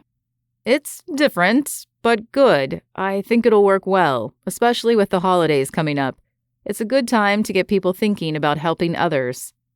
She grinned. It's always a good time to help others. Marcus studied her for a beat before asking, What made you want to do this? Honestly, it was something Aiden Spark said. Aiden Spark? I didn't think I'd hear you say his name ever again. Yeah, well, that was the final time. She turned her chair to face her monitor, ending the conversation. It was still a sore subject, one she didn't want Marcus meddling in.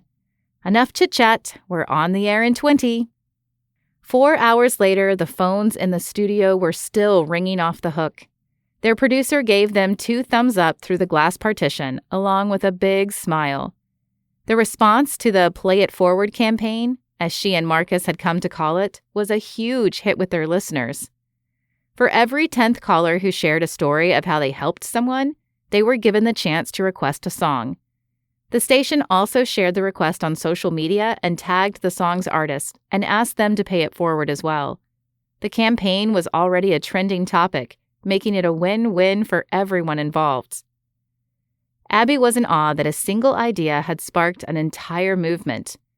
She took a moment to close her eyes and give thanks to God.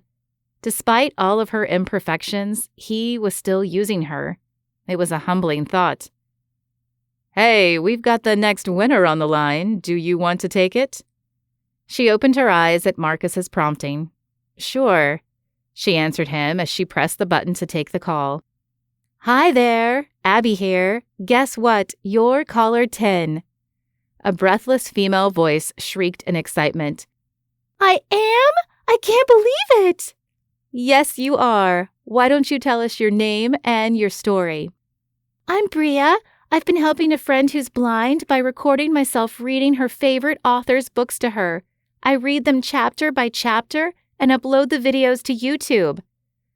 That's so cool, Bria. You sound like an awesome friend. So, what song would you like to request? Is an old song okay?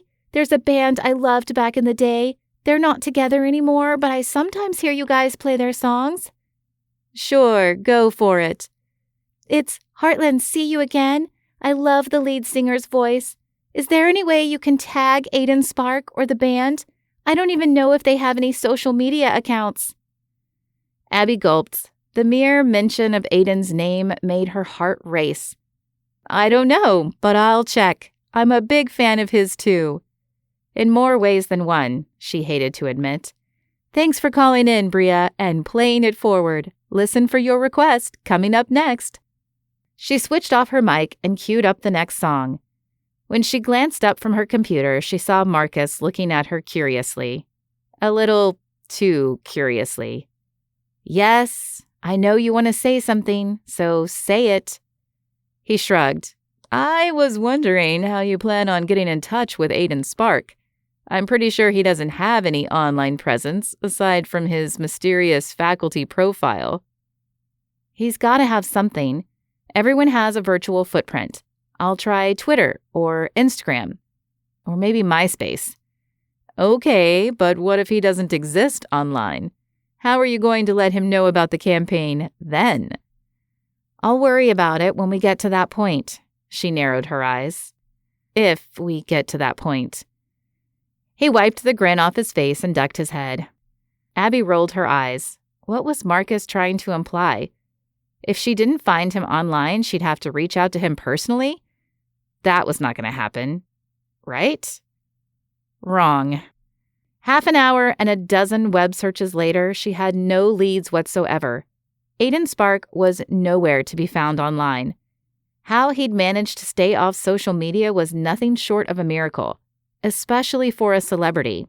Or former celebrity, as he liked to insist. Abby sat back in her chair and groaned. Okay, you win, she muttered to Marcus. I can't find him anywhere. What am I supposed to do now? Marcus shot her a smug smile. You have the guy's number, don't you? I am not calling Aiden Spark. Text him then. She glared at him. No freaking way. That's how this whole craziness started, remember? But what about Bria and her good deed? Shouldn't you help her pay it forward? You did promise you'd find Aiden for her. I hardly promised anything, Marcus, and stop trying to make me feel guilty. It's your conscience talking, not me, he added with a wink. He could call it whatever he wanted, because Abby was not going to give in to the urge to pick up her phone. She didn't miss him. Nope. The only reason she'd contact Aiden Spark was to spread goodness. It was all for a worthy cause. That's what she told herself hours later when she dialed his number. Chapter 17. Aiden. Aiden opened his front door and ushered Brandon inside. He spotted the bag of Chinese takeout in his hands. His mouth watered at the savory smells wafting in the air between them. You brought dinner? You're the best. Thanks, Bran. Brandon eyed him curiously. I always bring dinner. He took the bag from his brother and set the white cartons on the large dining table. Not bothering to grab a plate, he began picking at each one of them. He stopped eating, his wooden chopsticks halfway to his mouth when he realized Brandon was staring at him. Do you want some of this before I eat it all? I'm starving. I can see that. No worries, I'll take the fried rice. He took a seat across from Aiden, an amused grin lighting up his eyes. He grabbed some chopsticks as well and took a box for himself. I'm glad your appetite's back. I haven't seen you this hungry in a long time. Aiden swallowed a hearty mouthful of chow mein. Writing always makes me hungry. Must be all the brain cells I burn coming up with a melody. Brandon's head whipped up at Aiden's words. You're writing a song? His question came out cautiously, but tinged with excitement. Ever since I got home, the chorus came to me as I was driving, and I got 2 verses down so far. I'm working on the bridge now. He chewed his food as quickly as possible and washed it down with a glass of water. His fingers itched to get back to his guitar. He had forgotten Brandon was coming over for his usual Wednesday night dinner until the doorbell rang. His earlier annoyance at being interrupted disappeared as soon as he saw his brother had brought food over. At least now he'd have the sustenance to continue his songwriting. That's fantastic, bro. I'm so happy for you. It feels good to have the creative juices flowing again. What doesn't feel good are my fingers. Aiden held up the reddened fingertips of his left hand. These are not guitar-friendly right now, but they will be soon enough. Give me 10 days and I'll have my calluses back. Do you hear yourself? Brandon smiled as he set his carton down. The old Aiden is back. You're back, man. You're calling me old? Aiden quipped. Need I remind you we'll be the same age in a month? You know what I'm talking about. I meant the old Aiden, as in the pop star Aiden is back. He shook his head. Don't say that. I'm never going back to being that guy. I'm writing this song for myself and for myself only. Brandon shrugged. I don't care who you write it for as long as you keep writing. He paused thoughtfully. You're a different person when you write. I've missed that guy. Different. It had been so long since he'd picked up a guitar, much less written a song. He didn't remember that part of himself, but Brandon obviously did. Different how? It's like you have a sense of purpose. There's an energy about you that comes from deep inside. You're happy, man." He smirked. His brother made it sound like he hadn't been happy before today. Well, there was some truth to that statement. Okay, there was a lot of truth to it. It had been a long time since he'd felt excited about anything, especially music. Music had been his enemy for the past decade, but today it felt like the blood rushing through his veins, giving him life. "It's been a while since I felt a drive to create. I had the worst writer's block for a very long time." "I know what that's like," Brandon mused. "It's the hardest thing to get back into the groove. That's when you need a muse to jumpstart your inspiration. It looks like you found yours." Aiden took the opportunity to stuff his mouth full to the point where it made talking impossible. His brother's tone suggested there was more to his words than he was letting on, and he wasn't sure he wanted to address the issue, or the person at the heart of the issue, Abby. It had been a couple of days since she had left the hospital without so much as a goodbye. Maybe she hadn't gotten over the way he'd mistreated her. Maybe she didn't want anything more to do with him. Either possibility made his heart ache, and it was regret and longing that drove him to write. She was possibly the worst muse he'd ever had. He couldn't get her off his mind, and it was driving him crazy. Crazy to the point where he'd started praying again, if only to vent his frustrations to God. On second thought, she had to be his best muse to get him to open up his heart again. Brandon opened another carton of food and ate an egg roll before he spoke again. "You know what your muse is, don't you?" He raised a brow and played dumb. "Who knows? It could be anything." "Anything? Obviously, it was you hitting your head at the hospital. It knocked some inspiration into you. Literally." He chuckled, looking pleased at his own joke. "Very funny." Aiden rubbed his forehead with the back of his hand. Thankfully, his scan had come out clear, and there were no lasting effects from the fall, other than some bruising. "I'm kidding. Of course it's a woman." Brandon smiled. "It's usually a woman." Aiden shrugged casually. "Maybe. Maybe not." "Maybe not. Come on, Aiden. Both Colin and Darren said Abby looks just like Mandy. Seeing her must have triggered something in you. She brought you back to life." "Have you been watching those Hallmark movies again? My life isn't nearly as dramatic. It wasn't like I was dying and she was the doctor who gave me CPR. Although the idea of her giving him mouth-to-mouth didn't seem like such a bad one. And here he was thinking about kissing a woman he barely knew. He shoved the crazy notion to the back of his mind, virtually locked it up, and threw away the key. "The reality is, we met because of a text I sent her by accident. We got set up on a blind date that went south. We met up again when she got into a car accident, and I had a panic attack, fainted, and knocked myself out. It sounds more like a satire if you ask me, not a romance." "Oh, but you left out the part where you fell in love," Brandon snickered. "So did you fall for her over text, at the restaurant, or in the hospital?" Aiden scoffed. "Maybe you should start writing comedy since you think you're so funny." "It's true though, isn't it? You like her. You wouldn't be avoiding the question if you didn't." He cocked his head as he mused. "This would make for a really interesting storyline now that I think about it. You've got the plot twists, the conflict, and most of all the angst. This could be a bestseller." "You are not writing about me, Brandon." "Of course not. I'll change out the names and places," he joked. Aiden shot him a glare. "What's gotten into you today? You are being way too funny for your own good, and my good too. Is there a girl to blame for this?" "Hey, don't change the topic. We're talking about you."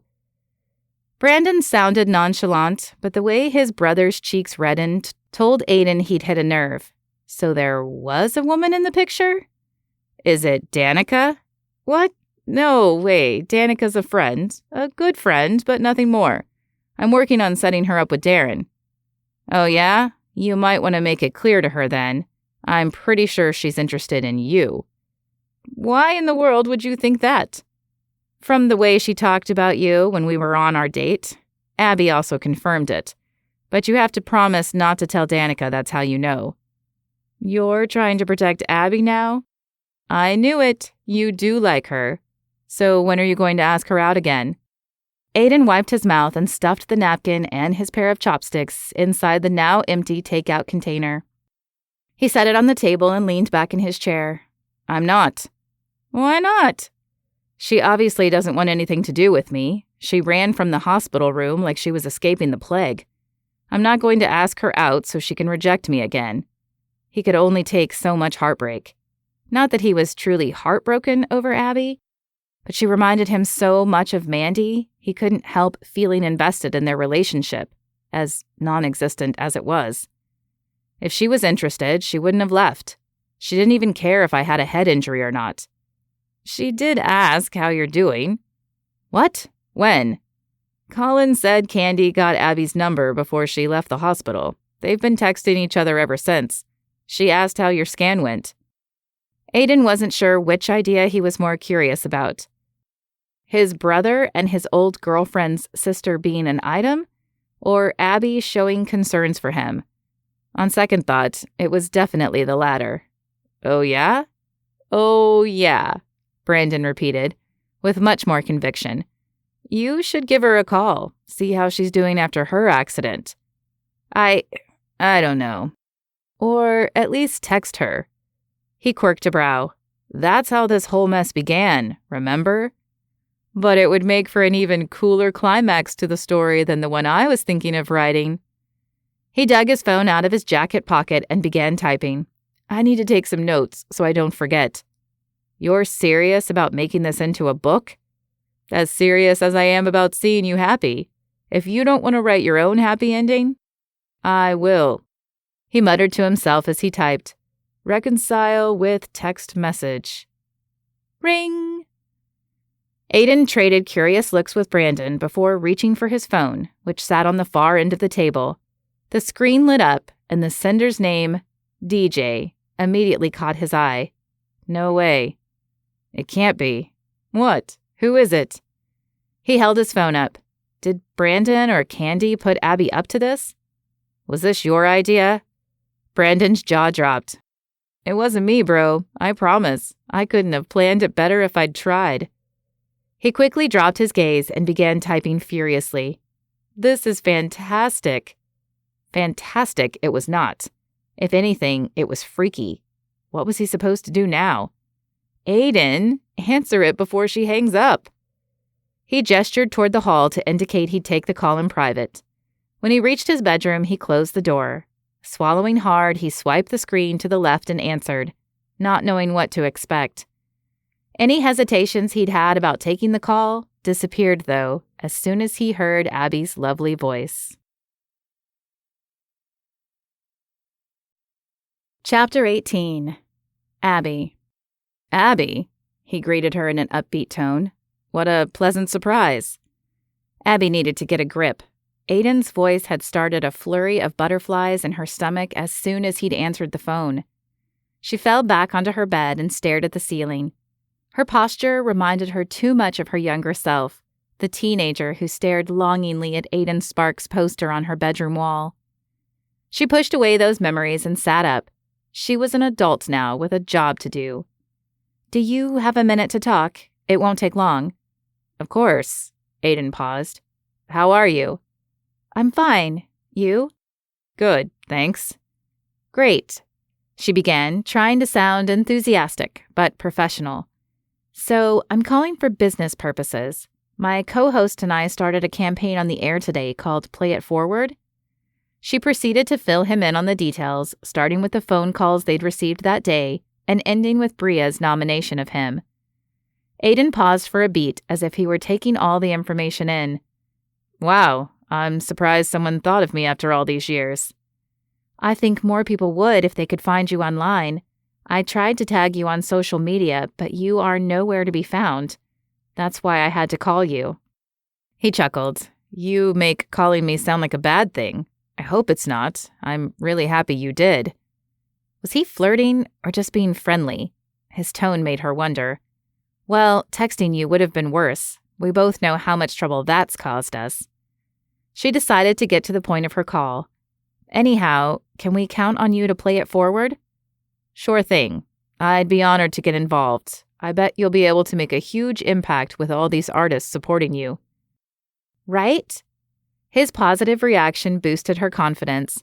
Excitement flowed through her veins, making her chattier than she'd planned to be. "I feel the same way. We already had such a successful day. You wouldn't believe how excited people were. The calls kept coming in, and the stories people shared would melt even the Grinch's heart. It's amazing being a part of something so encouraging." She bit her lower lip, suddenly feeling shy. "Anyway, thank you for doing this." "You're very welcome. Thank you for coming up with this idea." "I'd like to take all the credit, but I have you to thank for it." "Me? How so?" "You know the verse about iron sharpening iron? You were like my iron, sharpening me and pushing me to do more. You were right. I do have a great platform. I'm going to use it for good from now on." "I'm your personal iron? I like the sound of that." Her whole body warmed at his words. She fanned herself with one hand and tried to play it cool. This was business, nothing more. He could say whatever sweet things he wanted to. She was not going to let him affect her. Not mine specifically. A iron. An iron. You know what I mean? He chuckled softly. "I do. I could say the same about you." "What do you mean?" she asked cautiously. "What you said to me at the hospital really made me think." He cleared his throat before he continued. "I know I've been hanging on to my grief for a long, long time. So long that I'd forgotten God's promises. You're the first person who helped me remember them. No one's bothered to challenge me about my faith, or lack of it, since Mandy died." He sighed. "Well, to be fair, I never shared everything I was going through with anyone, including my brothers. Growing up, they'd always looked up to me in whatever I did, academically, socially, spiritually. It didn't feel right to disappoint them, you know? I'm the oldest. I have a role to fulfill." Abby blinked, not quite believing how raw and sincere Aiden sounded. Her heart ached for him, to know what he'd gone through, how lonely he must have been all these years. Even still, she felt the need to speak her mind. "You might be the oldest in the family, but it doesn't mean you have to be perfect. I hate to break it to you, but you're not perfect. Never have been, never will be. We're all human and flawed.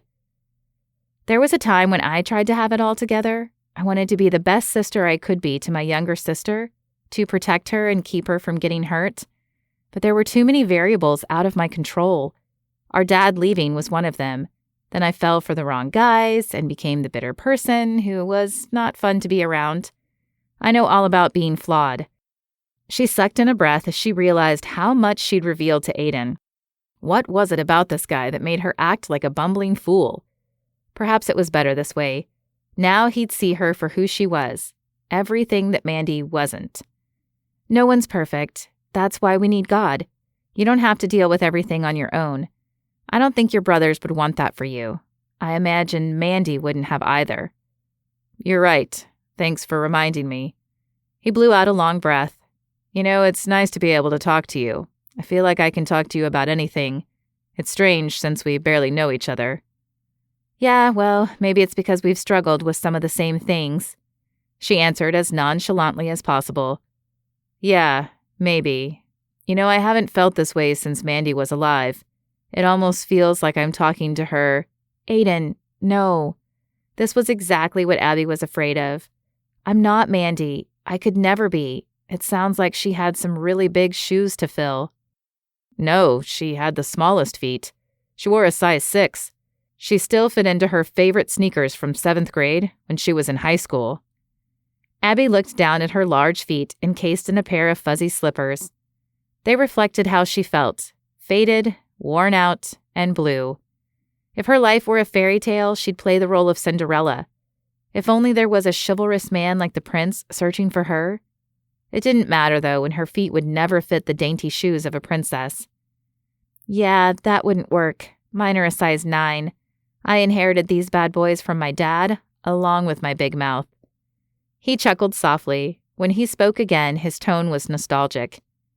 "Mandy had the smallest mouth, too. She wore braces all throughout middle school, headgear and all. Thankfully, she only needed the headgear 12 hours a day. She hated it, though, but I thought she looked cute. She made just about anything look cute." His voice trailed off. Yep, he was still hung up on his old girlfriend. It was time to end the call and this, whatever it was. Abby squared her shoulders and set her jaw. Hey, I need to go. It was nice chatting with you. Thanks for playing it forward. All of us at 103.1 appreciate— Hold on, Aiden interrupted her. Do you think we could have dinner again? I know our last date didn't end on the best terms. I'd like to try again if you're willing. An image of his gorgeous smile popped into her head. Arg. Those dimples alone could make her lose her sense of reason. She longed to accept Aiden's invitation, but she wouldn't. Not when she knew he only wanted to spend time with her because she reminded him of the love of his life. That's nice of you, but I don't think it's a good idea. If you're still upset about me leaving you with the bill, I promise I'll pay for that meal and this one too. That's why you left the hospital, wasn't it? Because I was a jerk? I'm sorry I treated you disrespect. That's not why. Abby had had enough of his apologizing. She'd heard stuff like this before from her ex and had believed him enough to take him back, time and time again. She'd bought into his lies, especially the one about her being too ugly for anyone else to love. Well, she was done with all of that. Even if no man loved her for who she was, God did. His love was enough. Aiden, you need to face the facts. I can't be who you want me to be. You need to move on. I don't want to move on, he blurted. I mean, I do want to move on from the past, but it's going to take time. But with your help, I think I can get there sooner, faster. Was that all she was good for? I can't be your crutch. Why? Is having a crutch a bad thing? Think of it as auto-tune. Even the best singers use it when their voice is shot. It's something they use when they need time to heal, to be their best. Great. He was comparing her to a computer software? I'm sorry to break it to you, but real artists don't use auto-tune. They suck it up and push through the hard times. You're going to have to find a way to get on with your life. I can't be a replacement for your old girlfriend. I can't be Mandy. What? He spluttered. Why would I want you to be Mandy? Because I look like her. It's the only reason why you'd be interested in me. Is that what you think? That's what I know. She lifted her glasses with the palm of her hand, feeling a trace of wetness on her cheek. She scolded herself for crying. Aiden Spark was not worth her tears. She wouldn't let him be. She tugged her robe around herself and whispered, Take care, Aiden. Please don't call me again, she added before hanging up.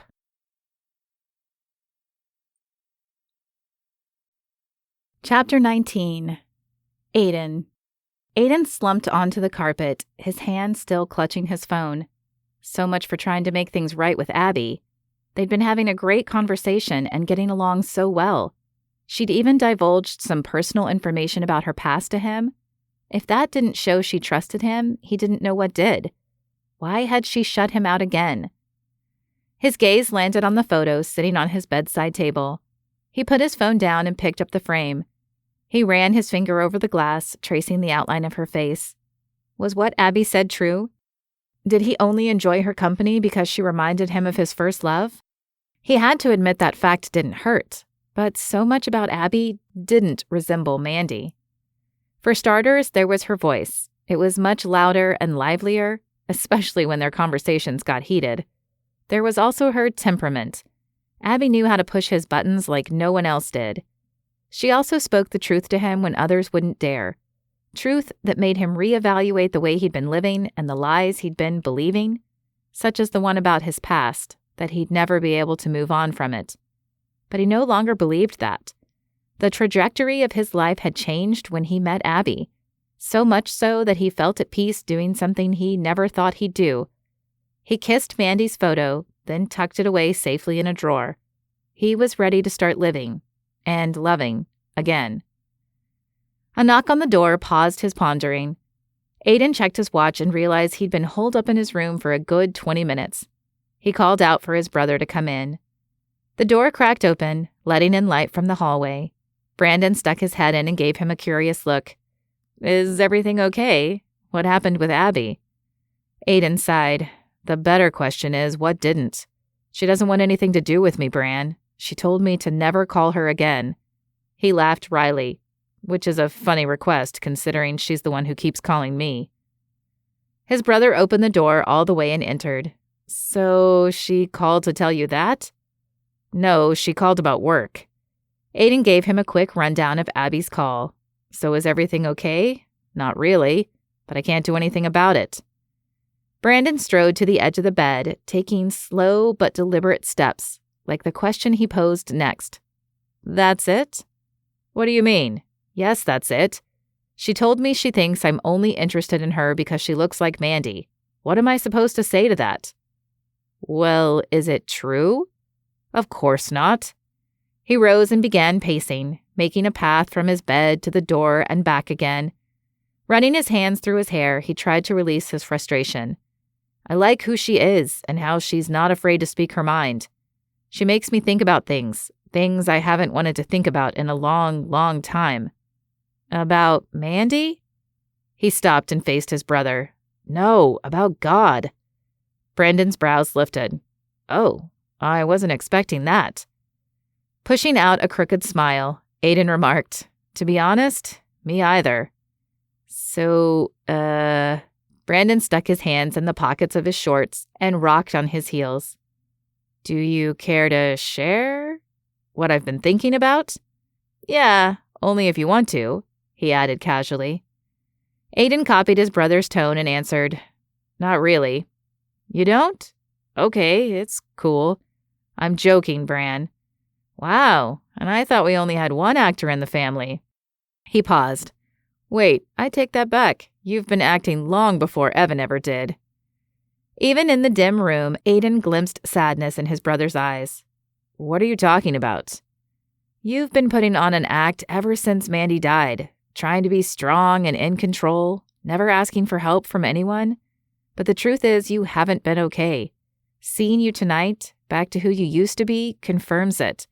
This is who you're meant to be, the guy who cares about things like songwriting and eating good food and life and people. He blinked twice, not believing the things coming out of Brandon's mouth. He'd never spoken so assertively before, but everything he said was true. You're right. I haven't been myself. I lost my direction. I lost hope. I almost lost my faith. I've been mad at myself, but even more mad at God. Brandon took a seat next to him. It's okay to feel that way. He already knows how you feel. You can't hide it from him. Aiden nodded. I know. I'm working on talking to him again and trying to have faith, even about things that don't make sense. This thing with Abby is certainly one of them. I don't know what to do. How do I convince her I like her for who she is? Come on, you're the romance writer. What would your characters do to win over the girl? Do you want the creative answer or the canned one? Both. Well, it's one and the same, really. It depends on how you want to do it. So what is it? He tapped his foot impatiently, his toes leaving imprints in the plushy carpet. How do I convince Abby? Brandon grinned, with a grand romantic gesture. You know the kind where the guy does something crazy and unexpected, like serenading her in front of a crowd or, his eyes lit up, saving her life? I think I'll leave the life-saving to Darren, Aiden answered. But singing, I can do that. I can definitely do that. The gears in his head were giving off virtual sparks with how fast they were turning. He could use Abby's love of music to his advantage. Even if she wouldn't listen to him, she'd listen to her favorite band. It's going to take a miracle to make it happen, but I'm going to try. What's going to take a miracle? Aiden grabbed his phone off the table. Getting Heartland back together. I haven't talked to the guys in ages. I'm sure they still hate me. Without his presence as the lead singer, sales had dwindled to the point where the record label ended their contract. He had effectively ended all their careers when he left. It's going to take an act of God to get them to agree to do this favor for me. Then we better ask for his divine intervention. Okay, sure. Asking God for help wasn't the first thing that came to mind, especially since he'd ignored him for so many years. But it was the right and best thing to do. Like, now? Of course right now. All right. Aiden closed his eyes and bowed his head. When almost 10 seconds had passed in silence, he opened one eye to find his brother staring at him in amusement. "Are you going to pray?" "I was waiting for you to." "Me?" He felt a bit rusty and out of practice, but he'd been a Christian long enough to know that words didn't matter. As long as he had faith, and he was beginning to get some of it back now, God would hear him. He nodded and shut his eyes. "God, I need your help. You know how much I like Abby. Thank you for bringing her into my life. I'm sorry I messed up the first time around with her, but I'd like another chance. Please help me make it possible. Thank you. In Jesus' name, amen." Brandon clapped him on the shoulder and smiled. "You're back, bro. What a relief. Now I don't have to play the part of the older, bossy brother anymore." "Ha!" Aiden smirked. "It's called leading, not bossing. That's what leaders do." He rolled his eyes. "Whatever you call it, you do it well. I have a feeling you'll have the band back together in no time. What guy in their right mind would turn down the chance to have girls screaming their name?" These aren't teenagers we're talking about. Our fans are all grown up. They're women in their 30s now." "Hey, there's nothing wrong with that age group. They're the ones who buy my books. Speaking of, can I put the word out for you on social media since you don't have an online presence? Or I could help you get started on that," Brandon added hopefully. Aiden smiled. "Sure. I'll do it for Abby's sake. She was worth giving up his privacy for. He'd do just about anything to get her to talk to him again. God willing, she would." Chapter 20. Abby. Abby peered out the passenger window of Candy's car. She spotted her old sedan parked in the mechanic's lot, or what she thought was her car. The vehicle appeared to have gone through a makeover. It now boasted a new coat of shiny red paint, and a crack on the front windshield had been fixed. She squinted at the license plate, noting the familiar numbers and letters. Yep, it was her car all right.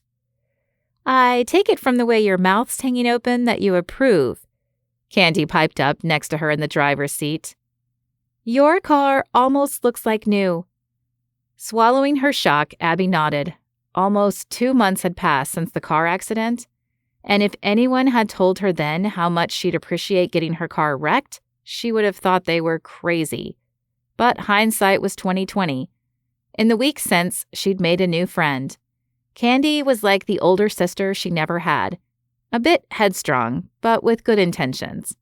And one of them was ensuring Abby didn't need to take public transportation anymore. "I love it, but I can't afford this extra stuff. I had to borrow money from you just to fix it." "Hey, don't worry about it." Candy waved her hand to end her protests. She parked her car and turned to face Abby. "Consider this an early Christmas present from me. If you like it, I'm happy. Receive the blessing." Abby opened her mouth again to protest, but held back. Instead, she chewed on her lower lip as she stared out the window again. What a blessing indeed, and yet another reminder of God's grace in her life. Who was she to turn it down? She met Candy's gaze. "Okay, I receive it, but I'm still going to pay you back for the repairs." Candy tapped her French manicured nails on the steering wheel and pursed her red lips. "About that." "What?" Quirking a brow, Abby balked. "I can't let you pay for that too. It cost a few $1,000s. "Oh, I'm not paying for it. Someone else offered to." The playful lilt of her voice, along with the wide-eyed, innocent look she gave her, told Abby more than she wanted to know. "You can't possibly be talking about Aiden." "Of course I am. And why wouldn't I be? He's the only thing the tabloids talk about these days," she joked. "Or haven't you noticed?" Oh, she'd noticed. Aiden Sparks had done a complete about-face and given up his privacy, totally and completely. It all started when one of his students, who was also a listener of the station, sent in a photo of him.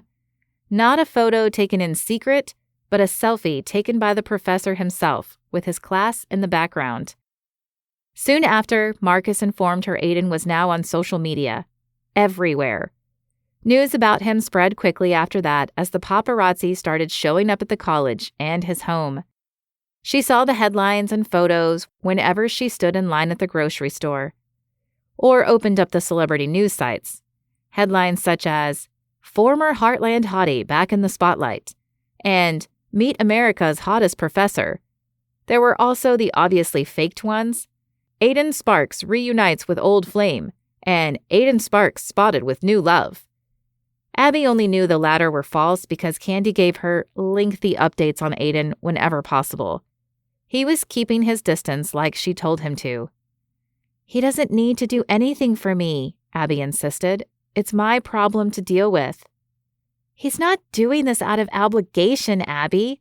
Don't you get it? He cares about you." Candy took a deep breath and released it. "You're the first thing he's cared about since..." "Let me guess, since Mandy?" She didn't mean to be rude and interrupt, but she'd heard enough about Aiden's incredible girlfriend. Enough to know she'd never live up to her. "Yes." Candy tilted her head and studied her. "I hope you know how big of a deal this is. When Mandy died, a big part of Aiden died too. He went through a really rough patch. He did plenty of things he regrets to this day. He didn't tell me these things, but he didn't have to. You could see it in the way he lived. He lost his passion for music. He lost hope and faith in anything good coming his way. For you to come along and change all that is nothing short of a miracle. Colin, his other brothers, and I were all incredibly grateful. But the most grateful person of all is Aiden. Him doing things for you is his way of showing you that. That's all." "That's all?" Didn't he realize how much this one act was chipping away at the armor around her heart? "I appreciate it, but it's too much. He should have sent me a card." "Not when you told him never to contact you again. Anyhow, a card isn't enough when a man's trying to make things right with the woman he likes." Abby swallowed hard. The idea that Aiden would be interested in her had her all flustered. She adjusted her glasses with her palm, wishing she could hide her now flaming face behind her hands. When she trusted herself to speak, she retorted, "It doesn't matter, though, because I'm not interested in him." "Then why do you hang on to my every word when I talk about him?" I rest my case." The way Candy narrowed her eyes almost made Abby squirm in her seat. This wasn't someone to mess with, even for her.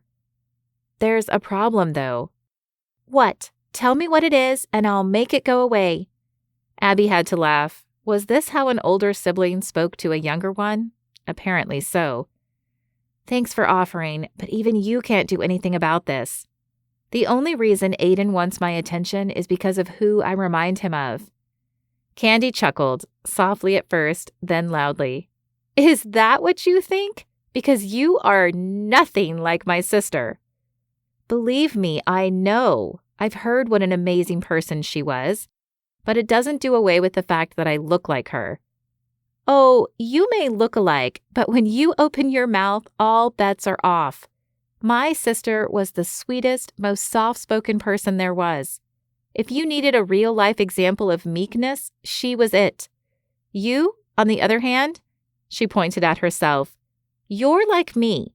When God handed out the loud, opinionated genes, he gave both of us an extra dose. There's nothing wrong with that. We're just wired differently.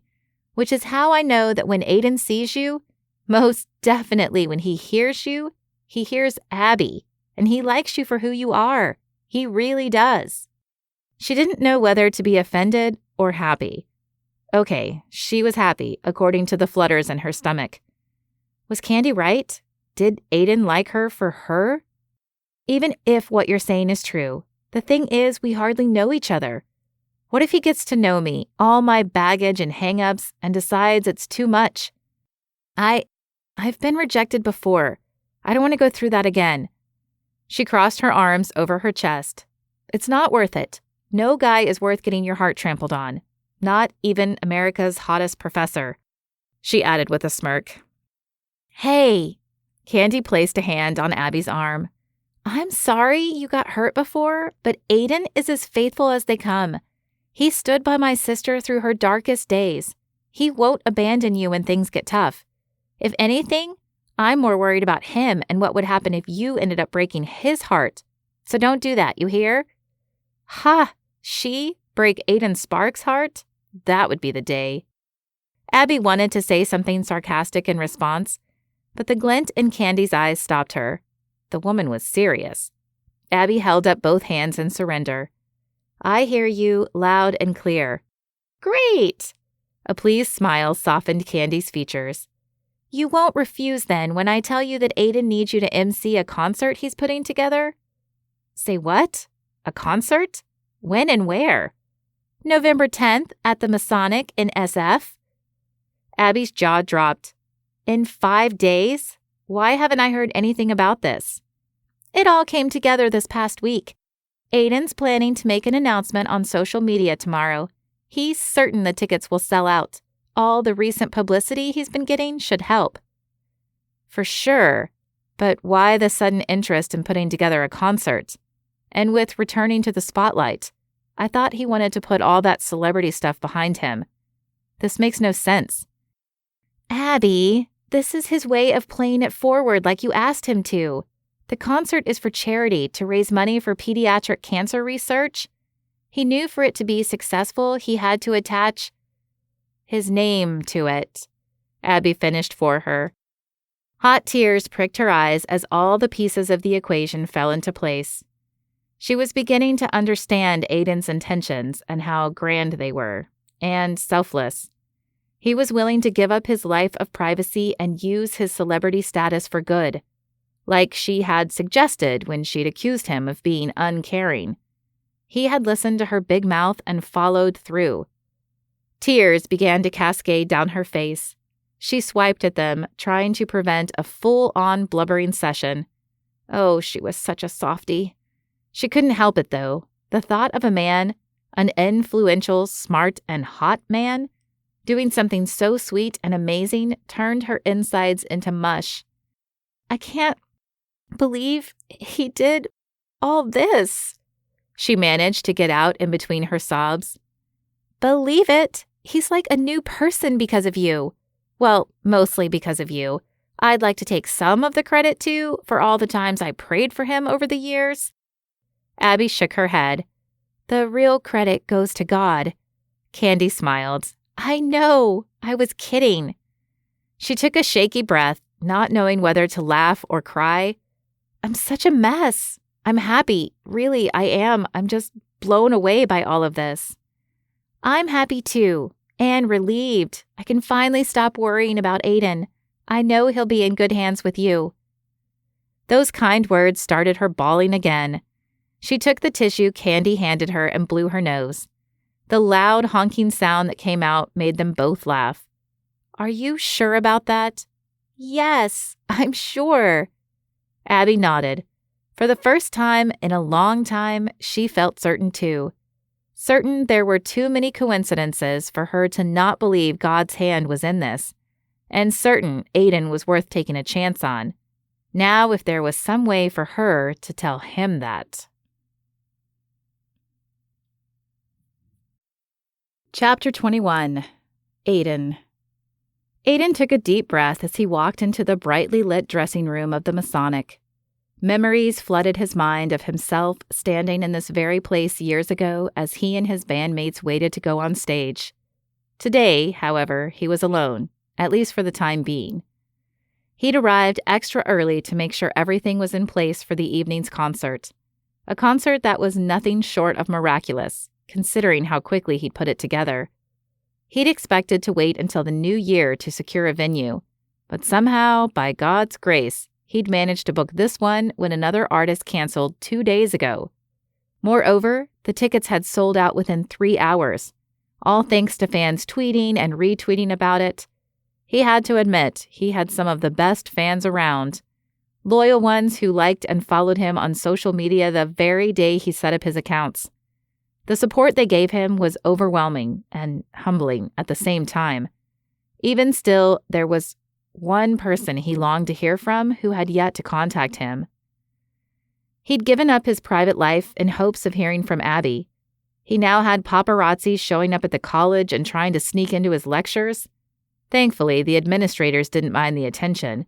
They considered it as free advertising for the school.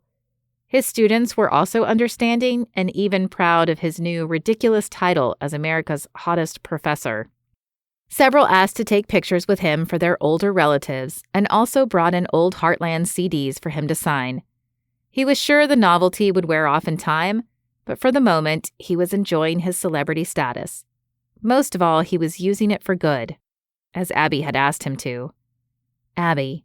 He'd been praying about her and for her nonstop. For a guy who hadn't talked to God in years, the words flowed like water when he thought of her.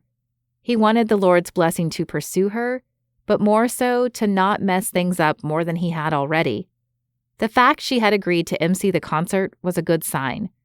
The still doubtful part of him wanted to confirm with Candy that Abby was indeed coming. He dug his phone out of his back pocket and took a seat on one of the plush sofas. In the years since he'd performed here, the Masonic had gone through some major renovations. The dressing room now looked like a luxury hotel suite, complete with floor-to-ceiling mirrors and a full bar. Ding! Ding! His phone vibrated with an incoming text. He swiped the screen open and read the message, his heart sinking in the process. No, why today? Before he could reply to the text, the phone rang. He hoped it wasn't more bad news. Hello? Hey, Aiden. Nick, the oldest one of his teammates, answered him groggily. I don't think I'm going to make it tonight. I'm so sorry, man, but I literally can't get out of my hotel bed. What happened? Are you all right? I'm fine, but feeling my age? I was practicing that one move where we get down on the ground and jump back up, you know? I did something to my lower back, pulled a muscle. The doctor gave me something for the pain and ordered me to stay put. Aiden didn't know whether to laugh or cry. I'm sorry to hear that. I guess we overdid it this week trying to relearn those dance moves. I'm nearing 40, man. These hips don't move like they used to. Anyhow, you'll have to do the show without me. I don't think we can do the show at all now. He rose and began pacing the room. Kevin can't make it either. He texted me saying his wife's in labor. He needs to catch the next flight home. You're kidding. How about Brian? Half the band is better than none. I don't know. Ding!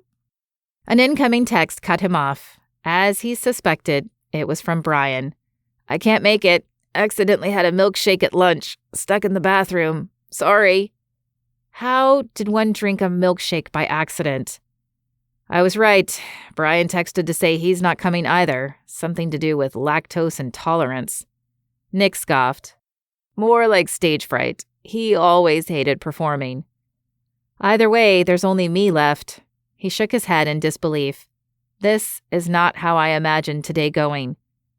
Aiden was starting to think it wasn't meant to be. Had he gone to all this trouble for nothing? How was he supposed to put on a Heartland concert without the headlining act? If people demanded a refund, he wouldn't have anything to give to charity. What am I going to do? Do what you do best, Aiden. Put on a show. By myself? Yeah, why not? The fans liked your solos the most, so give them what they want. A night with Aiden Spark. Sing our old songs and do some covers. Do you have any new material? One song, but it's an important one. Great. You're all set then.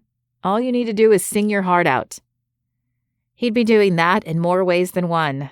If all went well, by the end of the night, Abby would know how he felt about her. And maybe, just maybe, he'd find out how she felt. He promptly ended the call with Nick. First, he needed to find the stage manager and inform her of the changes. He also needed to do a sound check and get in the right mindset for the show.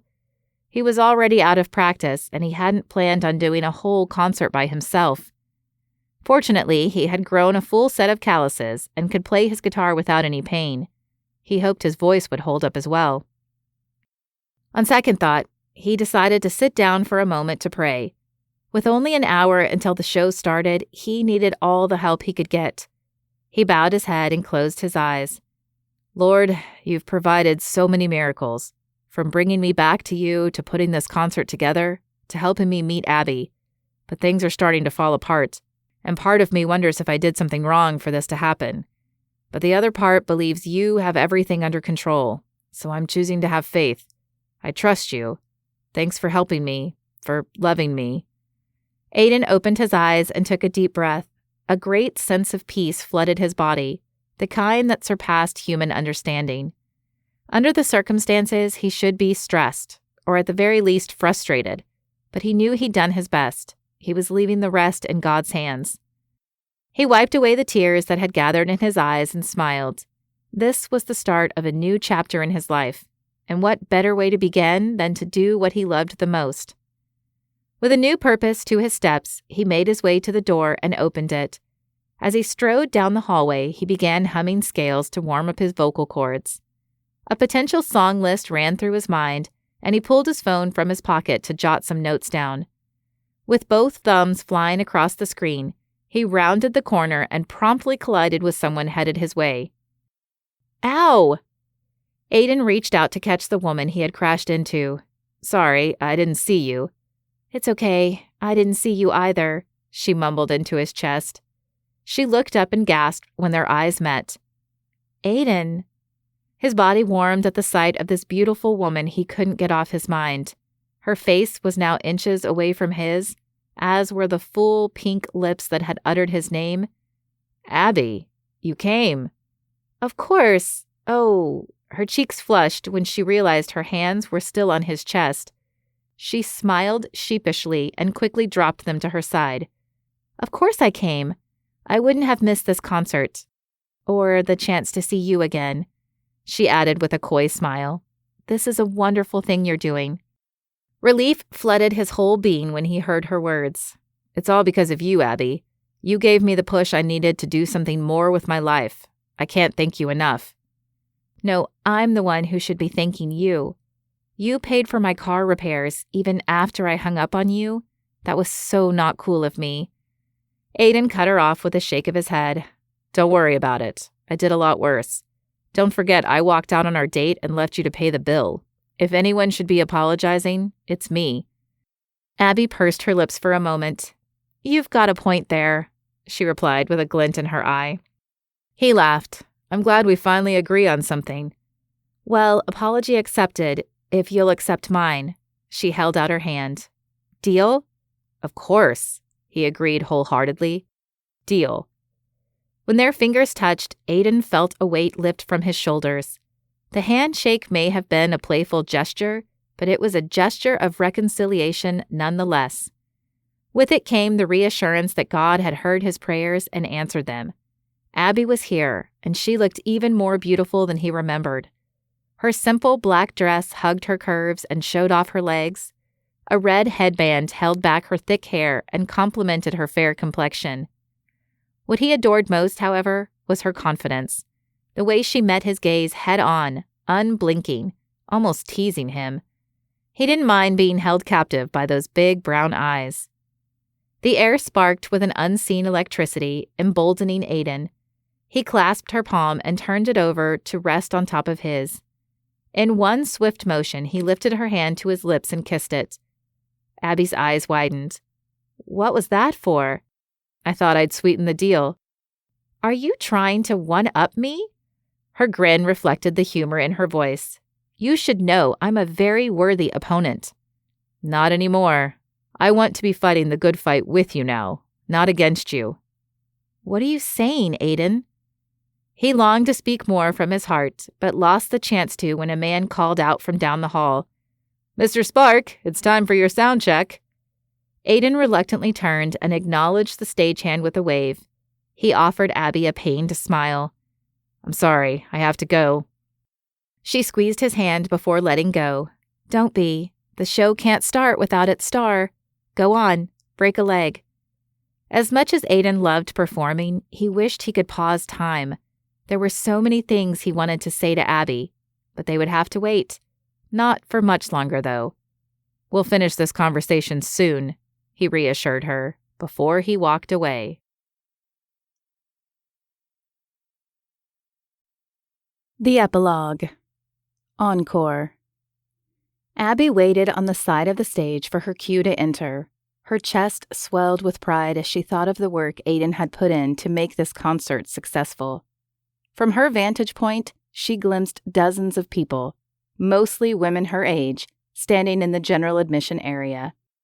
Beyond them sat hundreds more concert-goers, both on the floor and in the balcony sections. The venue had been renovated to fit over 3,000 attendees, and it looked to be a packed house tonight. The buzz of excitement in the air added to the adrenaline running through her veins. She enjoyed every opportunity when music brought people together. This night was no exception. A stagehand approached and handed her a mic. He motioned for her to take the stage. She took a deep breath and said a quick prayer of thanks to God. So many emotions ran through her body, causing her hands to tremble, but strangely enough, she felt at peace. Peace in knowing God loved her and she was where He meant for her to be. Everything else was minor details that would eventually fall into place, including Aiden's spark, who, she was happy to admit, had moved to the top of that list. Their intimate moment may have been cut short earlier, but Abby had faith they would talk again. She also had hope that a relationship with Aiden could and would be different from her others. He was a different man than her exes. She was in a different place than she had been in the past. Most importantly, they both had a relationship with the Lord. He had brought them this far and would continue to sustain them. She clung to this truth as she walked onto the stage and toward whatever the future held. Blinking against the bright lights, she smiled and waved to the crowd. "How's everyone doing?" Applause immediately resonated in the circular-shaped building. "Hi, I'm Abby from 103.1, the #1 station in the Bay Area station, for today's hits. Have we got a show for you tonight? We're going old school and taking it back a decade to bring you America's favorite boy band. Let's give it up for Heartland." She clapped and walked off stage as the curtain rose. Women began shrieking, their voices joined together to create a high-pitched frenzy. Abby would have screamed too, if she weren't on duty. The thought of her favorite boy band taking the stage at this very moment gave her chills. She looked back, expecting to see 4 men, but only Aiden stood there, a guitar in his hands. He stepped up to the mic and greeted everyone, as if he did this sort of thing every night. He was a natural on stage with his confident stance and the charming smile Abby recognized from his younger days. Aiden was a star, always had been and always would be. It was evident when he opened his mouth to sing. Upon hearing the first few notes, she might have swooned a little. Okay, she swooned a lot, especially when he glanced her way for a split second. Their eyes met, and she had to remind herself to breathe. Her body warmed, remembering how it felt to be near him, to touch him. No man ever looked at her the way he had, as if he really saw her. Not only that, he liked what he saw. What a wonderful yet crazy thing it was to be on the receiving end of such affection. It was yet another reminder of God's grace to her. After Aiden sang his first song, a Heartland classic, he began speaking. All eyes were focused on center stage where he stood in the spotlight. She admired the ease with which he spoke to the audience. "You may have noticed it's only me here tonight. Due to unforeseen circumstances, the rest of the band couldn't make it. God wasn't surprised by any of this, though, and I believe He has everything under control. I hope you'll stick around and enjoy the rest of this night with me. I've got a full set to sing for you, both old and new songs, that I think you'll enjoy." Several women in the audience called out, "We love you, Aiden!" He grinned in response and began strumming a few chords. Abby immediately recognized another one of Heartland's hits and began clapping. Memories of herself singing along to this song as a high schooler came to mind.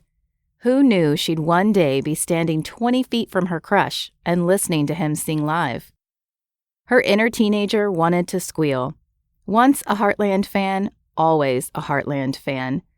This fact rang truer now that she knew the man behind the song. He who was so much more than a pop star. He was kind, giving, and strong, and someone she was falling for more and more. Aiden finished singing and suddenly turned in her direction. He gestured for her to join him. "Abby, please join me." What? Why was he calling her over? She shook her head adamantly. There was a reason she worked in radio. She didn't mind DJing or briefly emceeing a concert, but there was no way she was going to be the center of attention. Aiden didn't seem to understand this because the next thing she knew, he was walking over to her. He reached her side and held out his hand. He mouthed the word, "please," and gave her the most endearing smile. Before she could think clearly, she had placed her hand in his. He pulled her on stage and introduced her to the crowd.